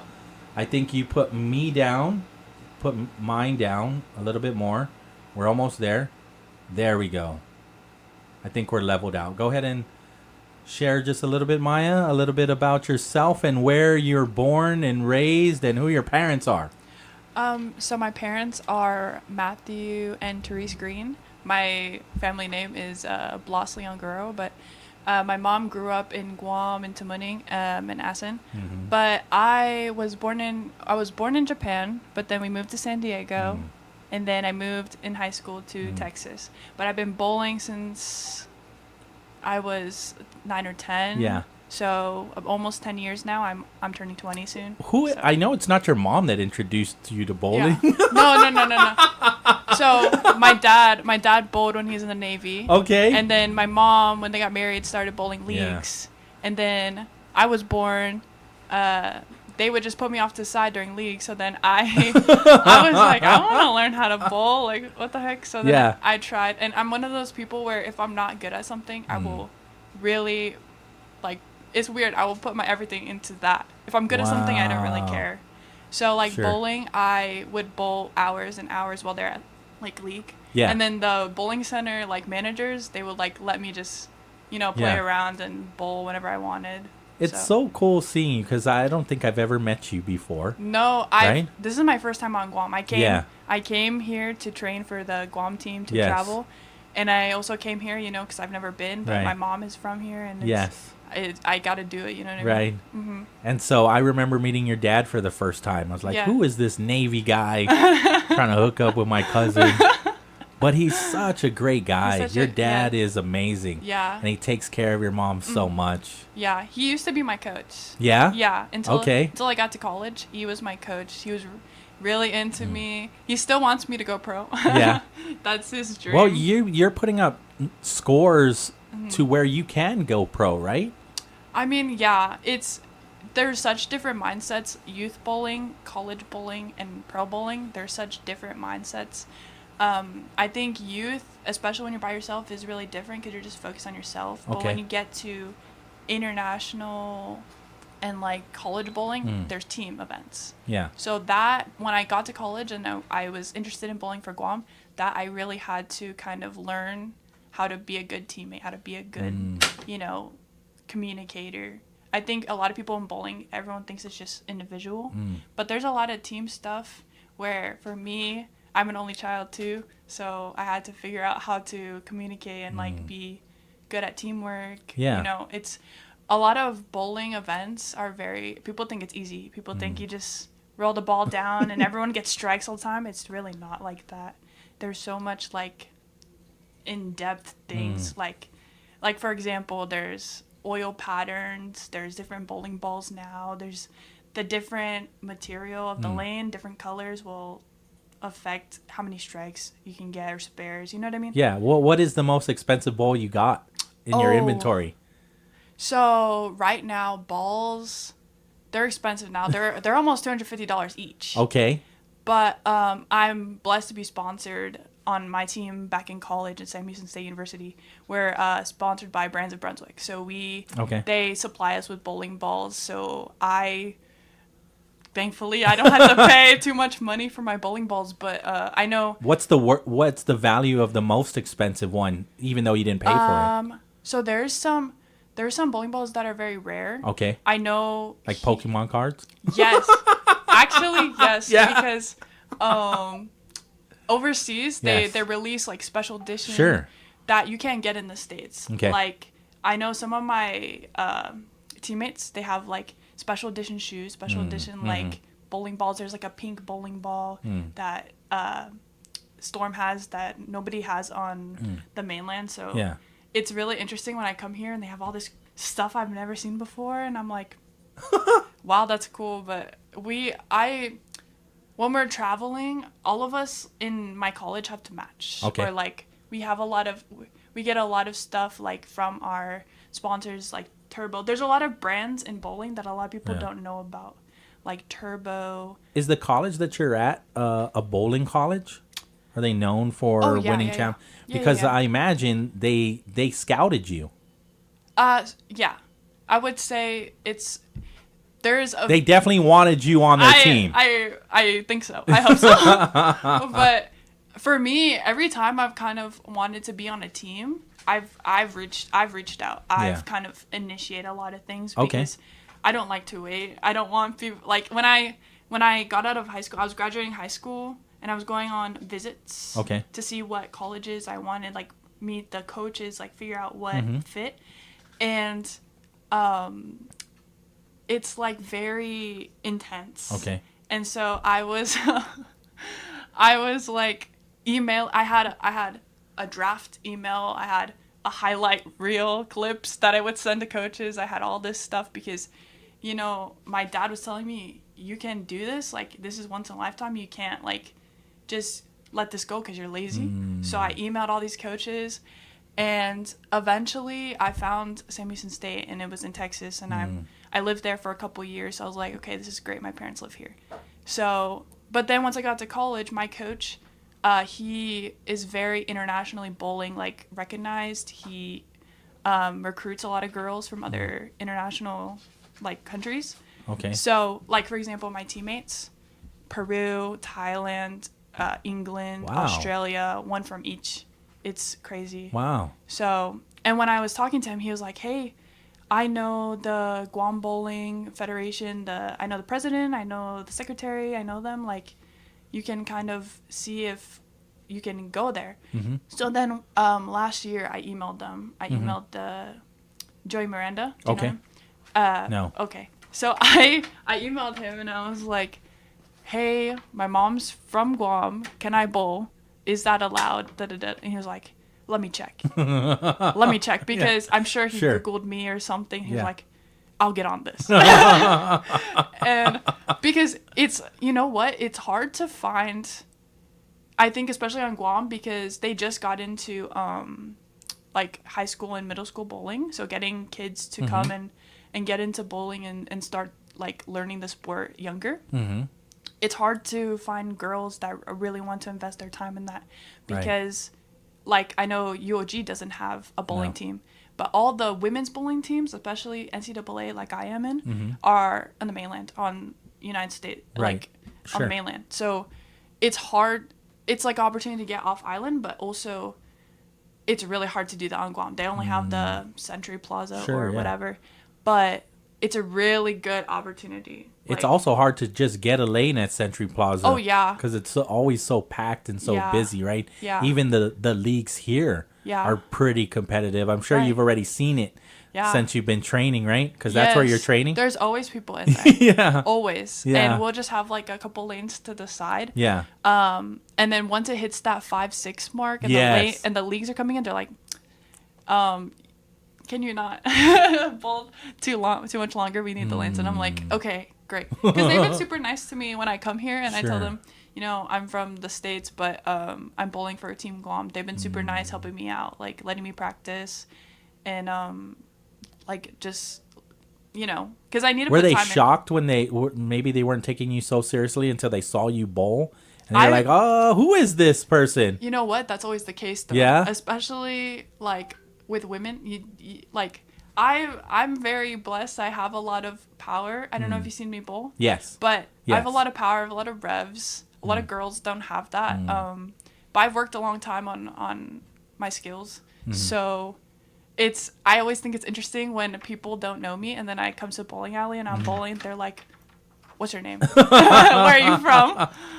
Where are you from? I know earlier you're saying that you never scored a 300. You said that's something that you're always you're still pursuing. Yes. Right? But you're winning titles left to right, and it's not even close sometimes.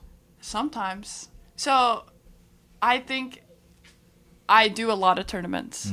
It's kind of always been my thing. Every weekend I'm doing a tournament. Every week I'm practicing, and then Saturday, Sundays is my time to kind of see what I can do.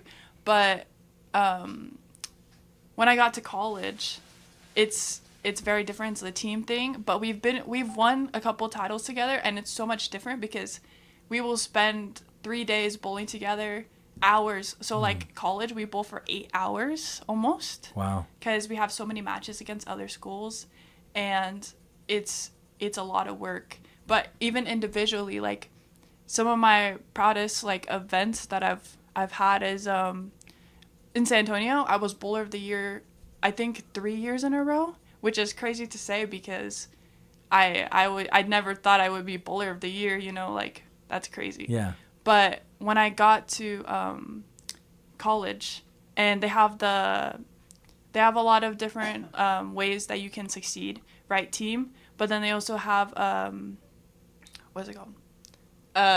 where each singles, like, because we do traditional, Baker, and then match play. Okay, so I only know traditional. Okay. And then you briefly explain Baker, but Yeah. if you can for our audience. Okay, so Baker is basically, if you have a game, Baker is where each person gets their own frame. Right. So if in college, there's 5. So you have 1, 2, 3, 4, 5, and then it repeats. So one with 5, 2 with 7, 3 with 8, and so on. And Sure. then, yeah. International, we do 4-person Baker, 2-person doubles, stuff like that. Yeah. So when you go to Malaysia, what are you going to be competing in? So we're going to be competing in Bakers, and Okay. then singles is traditional. Okay. Yeah. Yeah. And so when you're doing singles, it's just you and another girl, right? And you're for Guam, representing Guam.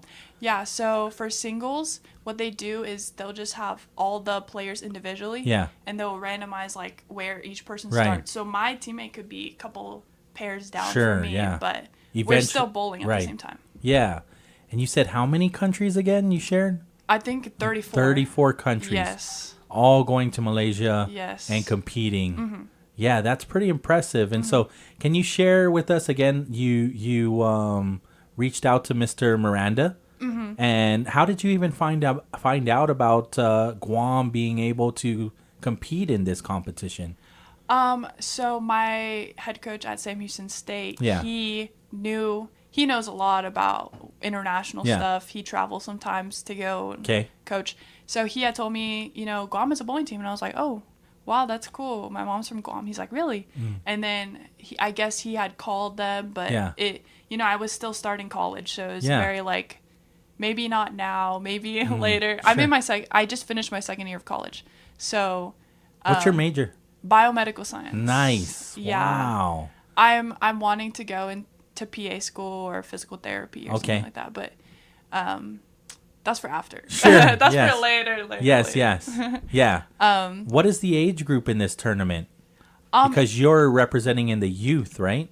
Yes. Youth international. What is it again? The official title? It's the World Youth International Championships. Okay. Wow. Okay. Yeah. Okay. And what is that age group? That is it's around the young. It can be younger, but it's under 22. Okay. So you have to be under 22 years old, and there's a day or whatever. Okay. But I'm 19, and a lot of my teammates are 21, 18, 19. Yeah. So it's around that. Right. There is a boy who's very good. He's 15, and there's some countries that bring younger players if they're pretty good. Have you already scouted your competition? Do you know who's going to be there competing? Actually, my teammates at Sam Houston State will be there. Representing U.S.? The U.S.? Representing the other countries that they came from? Yes. Yeah. So I'm excited to see them. Like Peru and Australia and England, probably? Yes. Wow. I'm excited to see them, but it's different, right? Because I'm bowling against them now. Yeah. So I'm excited to see. Wow. Yeah. Is this a tradition from your coach? He does this a lot. He gets you connected with your countries and...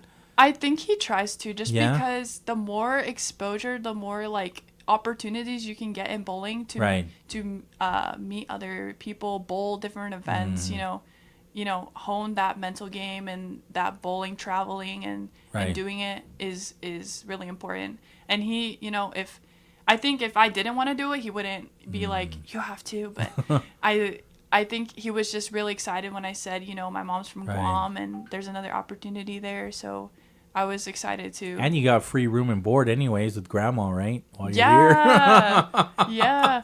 I always wanted to come to Guam though. Yeah. Always. Because I came here, but I was a baby. Mm-hmm. So, and then I come here and all my uncles and aunties, they're like, you're so giant. I'm like 5'9", so being here, everyone is under my chin.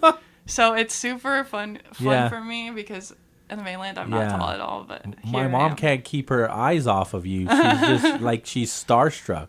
Yeah. And she was like, you want to come with me to the concert? And I was like, okay, I'll come with you. And then she's like, it's a date. And I'm like, Auntie, you're so nice. So, I mean, what about growing up, especially when you got into competitive bowling? Mm-hmm. Has Guam always been a part of who you are? Oh, yeah. Yeah? Especially, like, when I was traveling, I'd always try and find, every state, every city, if I have family there. Like, Auntie Rose? Yes, in Indiana. She visited me. She traveled with me, or I was staying in Indiana for a tournament for like a week. And she came every single day, and we compete at 8 a.m. Yeah. So she came every day, and she's recording me and posting. and I'm like, Auntie, thank you. But yeah, I love it. It's great support, because having, like, it's just me and my parents, but then, everyone comes from Guam, from Indiana, from the States, and San Diego, wherever they're at. Yeah. And they just, like, come to support me, and they tell me, you're so good, like, keep going, you can do this. It's very important. You guys spent a good amount of time in San Diego, right? Yeah, that's basically where I grew up. Yeah. But I just went to high school in Texas. Right. And then, because there's plenty of Tomorrows in San Diego. Yes. But then also over in San Antonio too, right? So. Yeah, some. Yeah. For sure. Yeah. So do you ever have people from Guam, like, just go up to you randomly and say, we're also from Guam? All the time? Yeah, all the time, That's right? how, well, us too, we just go up to people. Yeah. Are you Chamorro? Yeah. Guerrero? Yeah. Leon Guerrero? What's your last name? You have the accent. Do I? Yes. Oh, thanks. You do it's have my the mom. accent. She talks to me. Yes. And then, yeah. I don't think I do, but when my teammates say I have an accent. You do. Like, I don't know. You have an accent. Yeah. Are you thinking about, because how you mentioned that the schools are just getting into competitive bowling, right? Are you thinking about maybe doing a clinic with some of the younger bowlers? I think that would be fantastic. I hope so. They had my head coach, Jay Leon Guerrero. Okay. His last name. Yeah.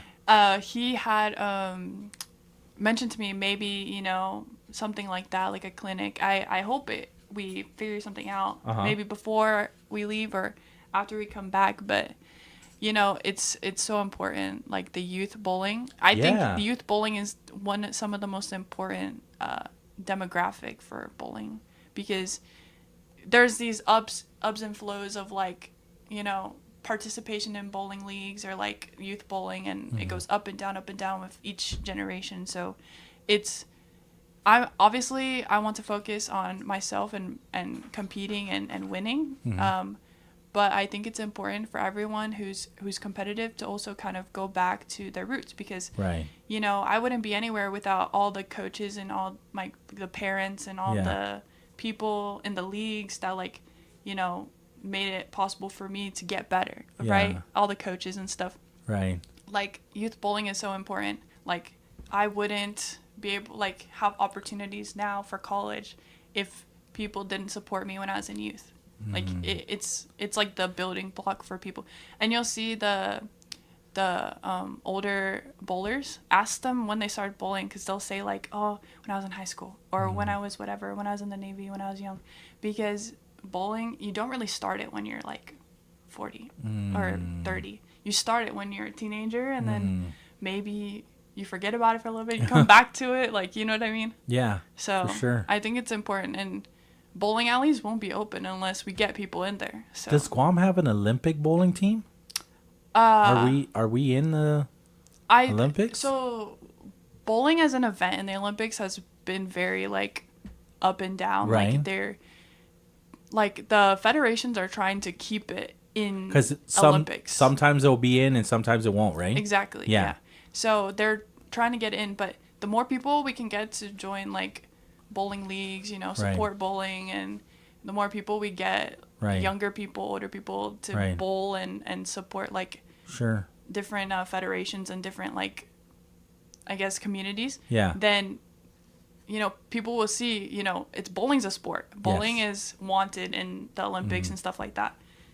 So I think that's important. But this tournament is practically the Olympics then. For youth. Yeah. For youth. Yeah. And so this Malaysia, there are millions of people that are there, right? Yeah. Where are you going to be bowling there? So it's in Sarawak. Okay. Is this going to be like there's this? A big bowling alley. Okay. I think it's got maybe 60 lanes. Wow. It's super big, and it's like a warehouse kind of. Do they always hold it there? No.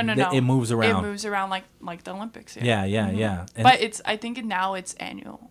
Okay, so every year. Yeah. All right. And so Talk to me about your new team, though. I mean, obviously you didn't grow up with your teammates now, right? Yeah. And the other female bowler, right? And so, what's the dynamic there? So I've only been on Guam for a week now. Yeah. Almost a week. So I've been practicing almost every day. The only Right. day I didn't practice was yesterday for Okay. church. Yeah. So I've been practicing every day, seeing them, we go out, eat, or we talk. Especially my female teammate, we talk a lot, and it's just getting to know them. I think the more you sort of spend time with each other, whether that's like talking or just bowling and stuff, Right. the more you kind of build that chemistry and, Sure. you get to know each other. Because I don't want to force anything, right? But since I think since I'm on a team back home, I'm pretty well equipped to kind of communicate, what works, what doesn't Sure. work, and just like how I am as a Sure. teammate. And I hope that gets across, and they kind of see, I'm trying, and we kind of connect in that Sure. way. And we're gonna be traveling. We stop in the Philippines. Okay. So we'll have like a little rest day, like just team bonding type Nice. stuff, before we go to Malaysia. But I think we have almost 2 more weeks left. Okay. So I'm not worried about. Right. Obviously, I bowl with girls, Yeah. so bowling with a lot of boys is different. Okay. For me. Yeah. But it's been good. Everyone's super nice. And, Yeah. And I'm glad they kind of let me express like what I do, like what I do, what they do. We kind Sure. of Yeah. collaborate, because I'm super different in the structured the way that I kind of do bowling, because in college it's very structured. You get here 30 minutes early, you start practice, you bowl for how many hours, you go to class, you work out, and then go to sleep, and it's every day. But here they're very like relaxed. Sure. And I like that.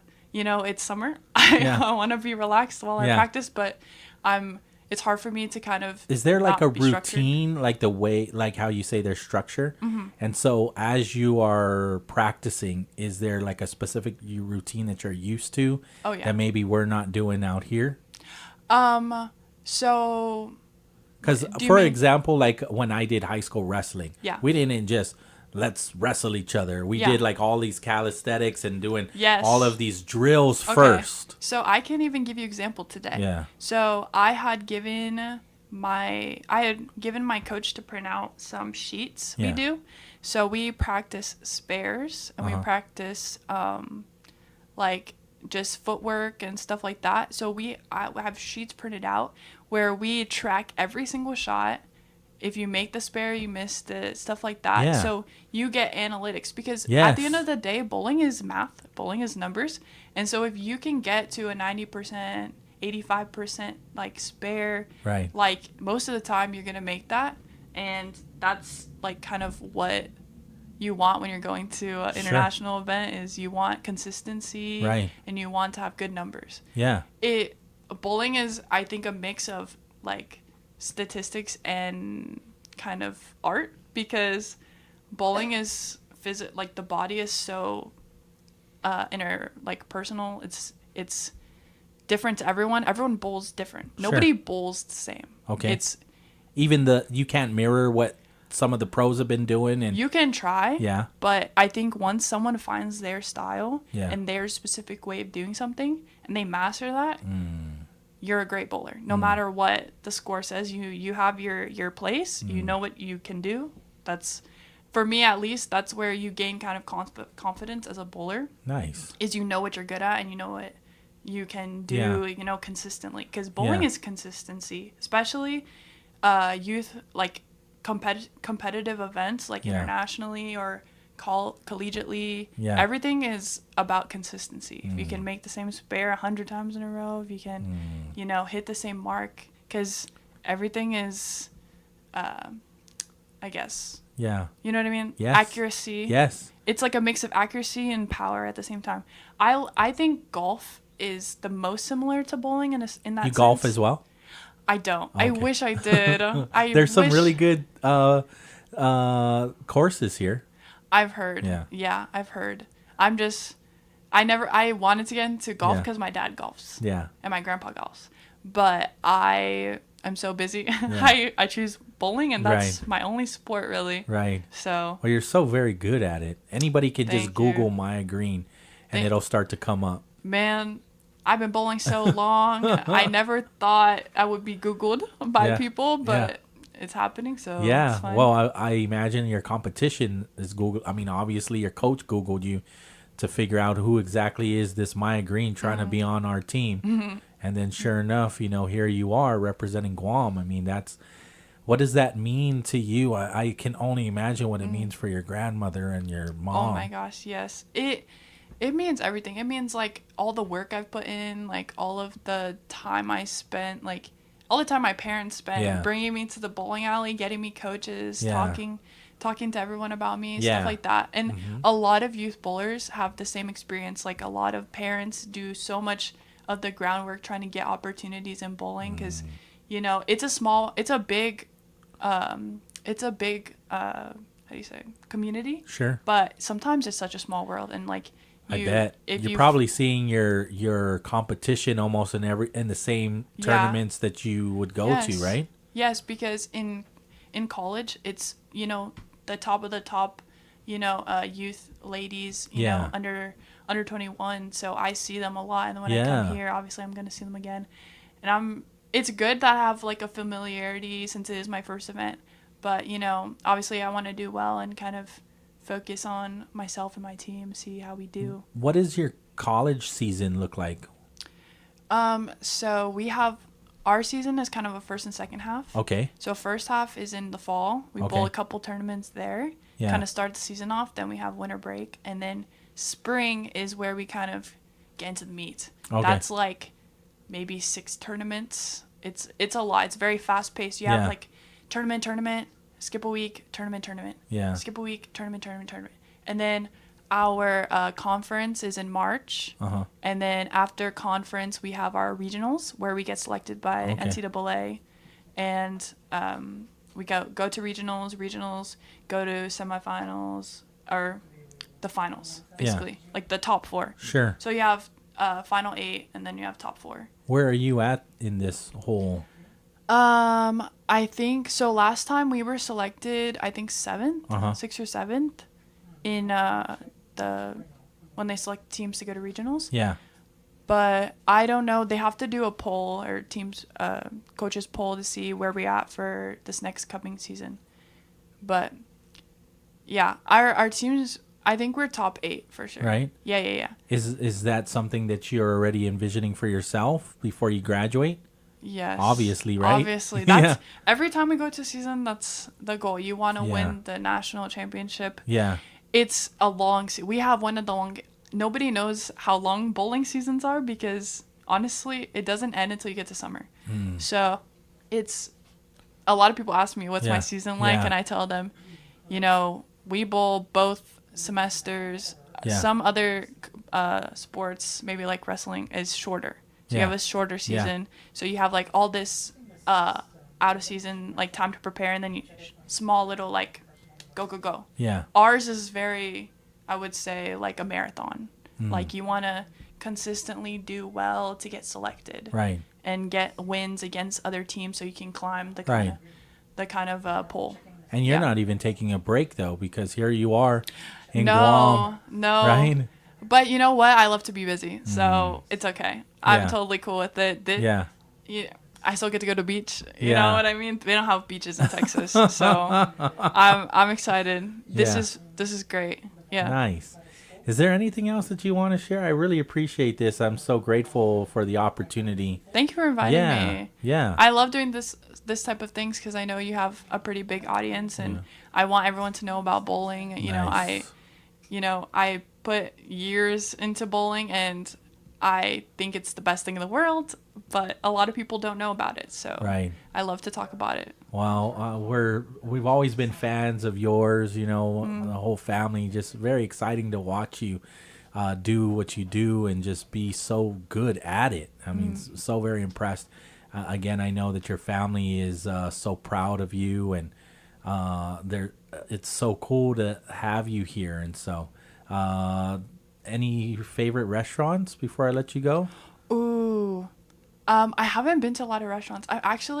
Have you ever been to Jamaican Grill? Yes. Is it really good? Yes. That's my next you stop. need to go there. I've you need been to go to Jamaican Grill. First restaurant I went was Shirley's. Okay, Shirley's pretty is top good. tier. Was pretty good. Yes. I went to King's the Yes. other night. Top tier. Was pretty good. They have good short rib. Where else did I go? So your grandma's taking care of you then, because those are Yeah. the go-to places. Yeah. For sure. You got to go to Mosa's as well. Mm-hmm. And definitely don't forget Chili's. Chili's is great, yes. Yeah. But yeah, you got to check out Mosa's. Okay. Mosa's a good spot. There's so many great restaurants here in Guam. Yeah, I'm excited. Yeah. I'm trying to save the really good ones for when my parents come. So when are they coming? I didn't know. The 17th. Okay. Oh, that's right, for the reunion. Yes. Yes. All right. Yeah. See that? You'll see them. Yes, nice. Well, thank you, Maya. I appreciate you, and we'll keep in touch for sure, and we'll follow your journey. Okay. Does it stream? Will your games be able to stream? I think they will. Okay. If Well, I send me have the a links. stream, I'll send it to you. Okay. Yeah. All right. Well, we got to take this break, and Maya again is gonna get out of here, and we'll keep you up to date with all of the success of Maya and Team Guam at the Youth International World Bowling Championship. Yes. Nice. All right. So we'll take the break. This is Wave 105.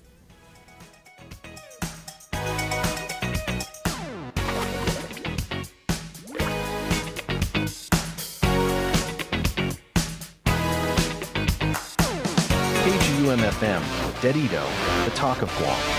This is Wave 105.1 FM, a Glimpses media radio station. When a warrior faces adversity, he fights through it. He finds a way. Freedom isn't free. Rolling strong. Belief. Believe you can, and you will. Wheelchairs for Warriors provides mobility solutions to veterans and first responders injured in the line of duty. Join the mission and visit wheelchairsforwarriors.org. Celebrate Father's Day with Power 98 and Wave 105 as we honor our first heroes. To enter, send a WhatsApp message or call in and share your funniest or most heartfelt dad story. Winners will be revealed from June 15th to June 19th, and you can win your dad a special bundle prize. Stay locked in to Power 98 and Wave 105. Brought to you by Guam Plaza Resort, Nana's Cafe, Roots Grill House, AutoWorks, Jollibee, Proline, and Cream and Butter. Half a day. This is Luella Lucinio, host of Pinas de Guam. Together with the Filipino community of Guam and Wave 105.1, we proudly celebrate Philippine Independence Month with the theme Kalayaan, Kinabukasan, Kasaysayan, Freedom, Future, History. From Guam to the Philippines, we honor our shared history, celebrate our freedom, and build our future together. Mabuhay ang Pilipinas at Guam! The road to Adelup continues. This time, we sit down with Republican candidates. Vice Speaker Tony Atta and E.J. Calvo. Catch the full conversation that took place on May 5th on the Wave 105's YouTube channel. Stay informed and hear their vision for Guam's future. Wave 105 is a glimpses of Guam radio station. Stay informed, stay connected. Wave 105, the talk of Guam. Hungry and need gas? Mobile's got you covered. Now through July 31st, Mobile Smiles app members can enjoy a free 6-inch Subway sandwich with every minimum fill-up of $30 gas at any Guam mobile station. Available exclusively on the mobile app. It's an easy summer win. Fuel up, open the app, and enjoy the rewards. Not a member yet? Pick up a Mobile Smiles card at any mobile location and register today. Mobile and Subway, a great deal for the summer. See store for details. Celebrate Father's Day with Power 98 and Wave 105 as we honor our first heroes. To enter, send a WhatsApp message or call in and share your funniest or most heartfelt dad story. Winners will be revealed from June 15th to June 19th, and you can win your dad a special bundle prize. Stay locked in to Power 98 and Wave 105. Brought to you by Guam Plaza Resort, Nana's Cafe, Roots Grill House, AutoWorks, Jollibee, Proline, and Cream and Butter. The road to Adelup is in full swing. We recently spoke with Democrat candidates Lieutenant Governor Josh Tenorio and Senator Tina Munilla Barnes to learn more about their vision for Guam. Catch the full conversation that took place on May 26th on the Wave 105's YouTube channel. This is a glimpses of Guam radio station. Get ready to trade the heavy pads and helmets for pure, lightning-fast agility on the world's biggest athletic stage. Welcome to the National Day Spotlight for June 8th. As we kick off National Flag Football Week, the sport is currently riding a massive wave of global momentum towards its official Olympic debut. Flag football was fast-tracked as a newly approved sport for the 2028 Los Angeles Olympic Games, a move driven by a massive international marketing push to globalize the gridiron. Because the sport doesn't require expensive, heavy tackling equipment, the barrier to entry plummeted, allowing countries like Mexico and Japan to build world-class national teams. The 5-on-5 Olympic format relies entirely on track-level speed and intricate passing routes. The inclusion has ignited a global boom, turning a classic backyard recess game into a highly strategic, non-contact race for Olympic gold. You know, you don't even have to be a big guy anymore to play this. That is true. This opens it up for everybody. What about us big guys, though? Well, you still can do it. Oh, good. How fast can you run? Well, okay. I'll watch. Well, me too. Okay. We are also celebrating National Best Friends Day and National Upsy Daisy Day. I'm Alice Anderson. And I'm Marlo Anderson with National Day Calendar, reminding you to celebrate every day. If you're looking for world-class website hosting at a fair price, Pair Networks is your best choice. Whether you're a professional web designer or a beginner just getting your site online, Pair Networks has a web hosting plan that's right for you. Log on and learn more at pair.com. That's PAIR.com. Pair Networks, world-class web hosting at a fair price. Visit us at pair.com. Pair Networks. Registering a domain name on the web? You should know about Pairnick. Pairnick offers .com names at a great price with quality service you expect. Because Pairnick is powered by internet leader Pair Networks. Whether you need a domain name for business or personal use, Pairnick is your best choice. Remember Pairnick when you need a domain name. That's PAIRNIC.com. Pairnick. All right, it's 5:52. Wherever you're headed on this 5 o'clock hour, this is KGUM-FM, moving you forward, traffic. Looking at the traffic right now in this 5 o'clock, almost 6 o'clock hour. You have small pockets of congestion on Route 10A. This is the Airport Road, Season Parkway. Just some slight build-up there. The Route 1 section, if you're headed northbound, you have some congestion in Chandler San Antonio, the Kmart JFK intersection, and the Weston Hill, moving all the way into the Route 16. So this is like right before Micronesia Mall. Route 16 has some build up. This is the intersection of 27A and Route 16, so the Harmon McDonald's. Even the Tri intersection, it's not looking too bad, but it's got some slight buildup right there. And let me see anything else. Manila, Route 4, Chalampago, still some congestion there, hitting that turn if you're making your way into the Jonya South Chalankantasi area. The Capitol right now is looking. Let me see, the Capitol, Route 4, Route 1. Oh, it's clear, it's good to go. So if you're headed that way, you can make your way along there. Alright, this is KGUM-FM, keeping you forward, brought to you by Guam Auto Spot and Mobile Oil Guam.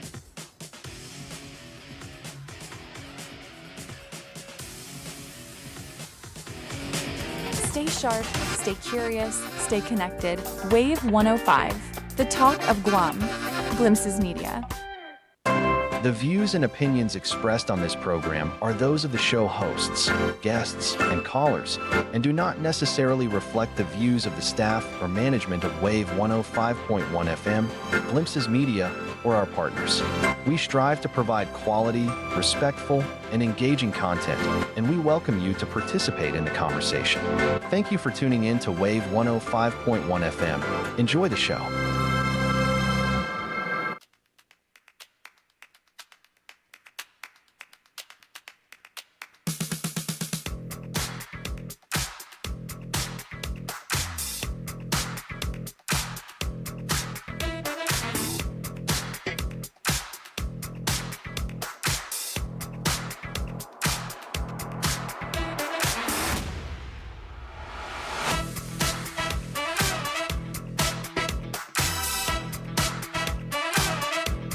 All right. Well, thanks, Yuli, while I catch my breath here. Again, I really appreciate Maya for taking time out of her busy schedule, practicing and just enjoying the island to come over here and talk to us again about her journey as an amazing bowler, but then now representing Guam in the International World Youth Bowling Championship. And so she is part of Team Guam, and she's been here for about a week now. And I think they're here for, what'd she say, 3 weeks? I think she right? said 2. Yeah. At least 2 more weeks. Yeah. Training before they head off to Malaysia. No, they're going to Philippines. Philippines first, yes, and then heading to Malaysia for the tournament. Right. Yeah, and so her parents are just such wonderful people, and so just wish her and Team Guam nothing but the best success, right?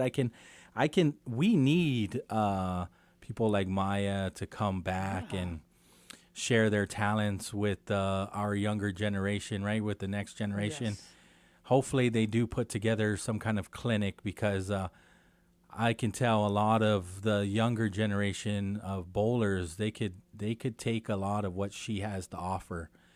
And not just improve in bowling, but just, take advantage of so many of the other opportunities that are available to them. So many times we think that there isn't a lot that is available, that we're just going to there isn't life after high school. But there's plenty of opportunity, not just to leave Guam, but also to represent Guam. And be able to, just to live and thrive here, compete and represent Guam and go off to these international tournaments, right? And so we have to continue to support the arts, the sports, yes, for our youth, and not just youth, but just grown folk to thrive, to do something more than just regular, mundane lives. Yeah. Yeah, because we need something else. I get inspired by people that are doctors, right? On their day job, they're doctors, and then what do? They're gigging at the clubs or whatnot, or they're performing on weekends with the Tumon Bay Youth Orchestra, right. You know what I'm saying, or they're part of the Guam Orchestra. The territorial band, and so there's so much that so many of these communities within the arts and also the sports teams that they are doing all of this on the weekends or after work. Like she had said, like Maya said, it gets real busy after 5 o'clock. Everybody's coming, they're doing the 8 to 5, and then they're going over to Century Lanes to do what they really love to do. So we got to support those. We got to support it at the elementary level. Continue to open pathways for these young athletes, and then create the pathway that gets them all the way to competing on an international level. We're going to get out of here. Don't forget, be kind to each other, especially out on those roads. And we'll see you again tomorrow. Mornings with Patty. Patty Arroyo is back on the radio, 6 to 10. You got Cop Talk from 10 to 11. So every third Tuesday, we've decided, every third Tuesday will be GCC Community Talk. So The next Tuesday is the third Tuesday. That's June 16. So that's the next time. The next time that we will have Guam Community College in. Again, we'll do that every third Tuesday of the month, and so that means just Cop Talk tomorrow from 10 to 11, and then Ryan should be back. Ryan and I will be back for another Brightside. If not, Yuli, you're up for it, right? Yeah, you can call me. we gotta prepare, Okay. right? But I appreciate you, Yuli, so very much. Thanks All for right, thank you. hanging out with us here on the Brightside. Yeah. All Good to right. go. KGUM FM in Dededo, Guam.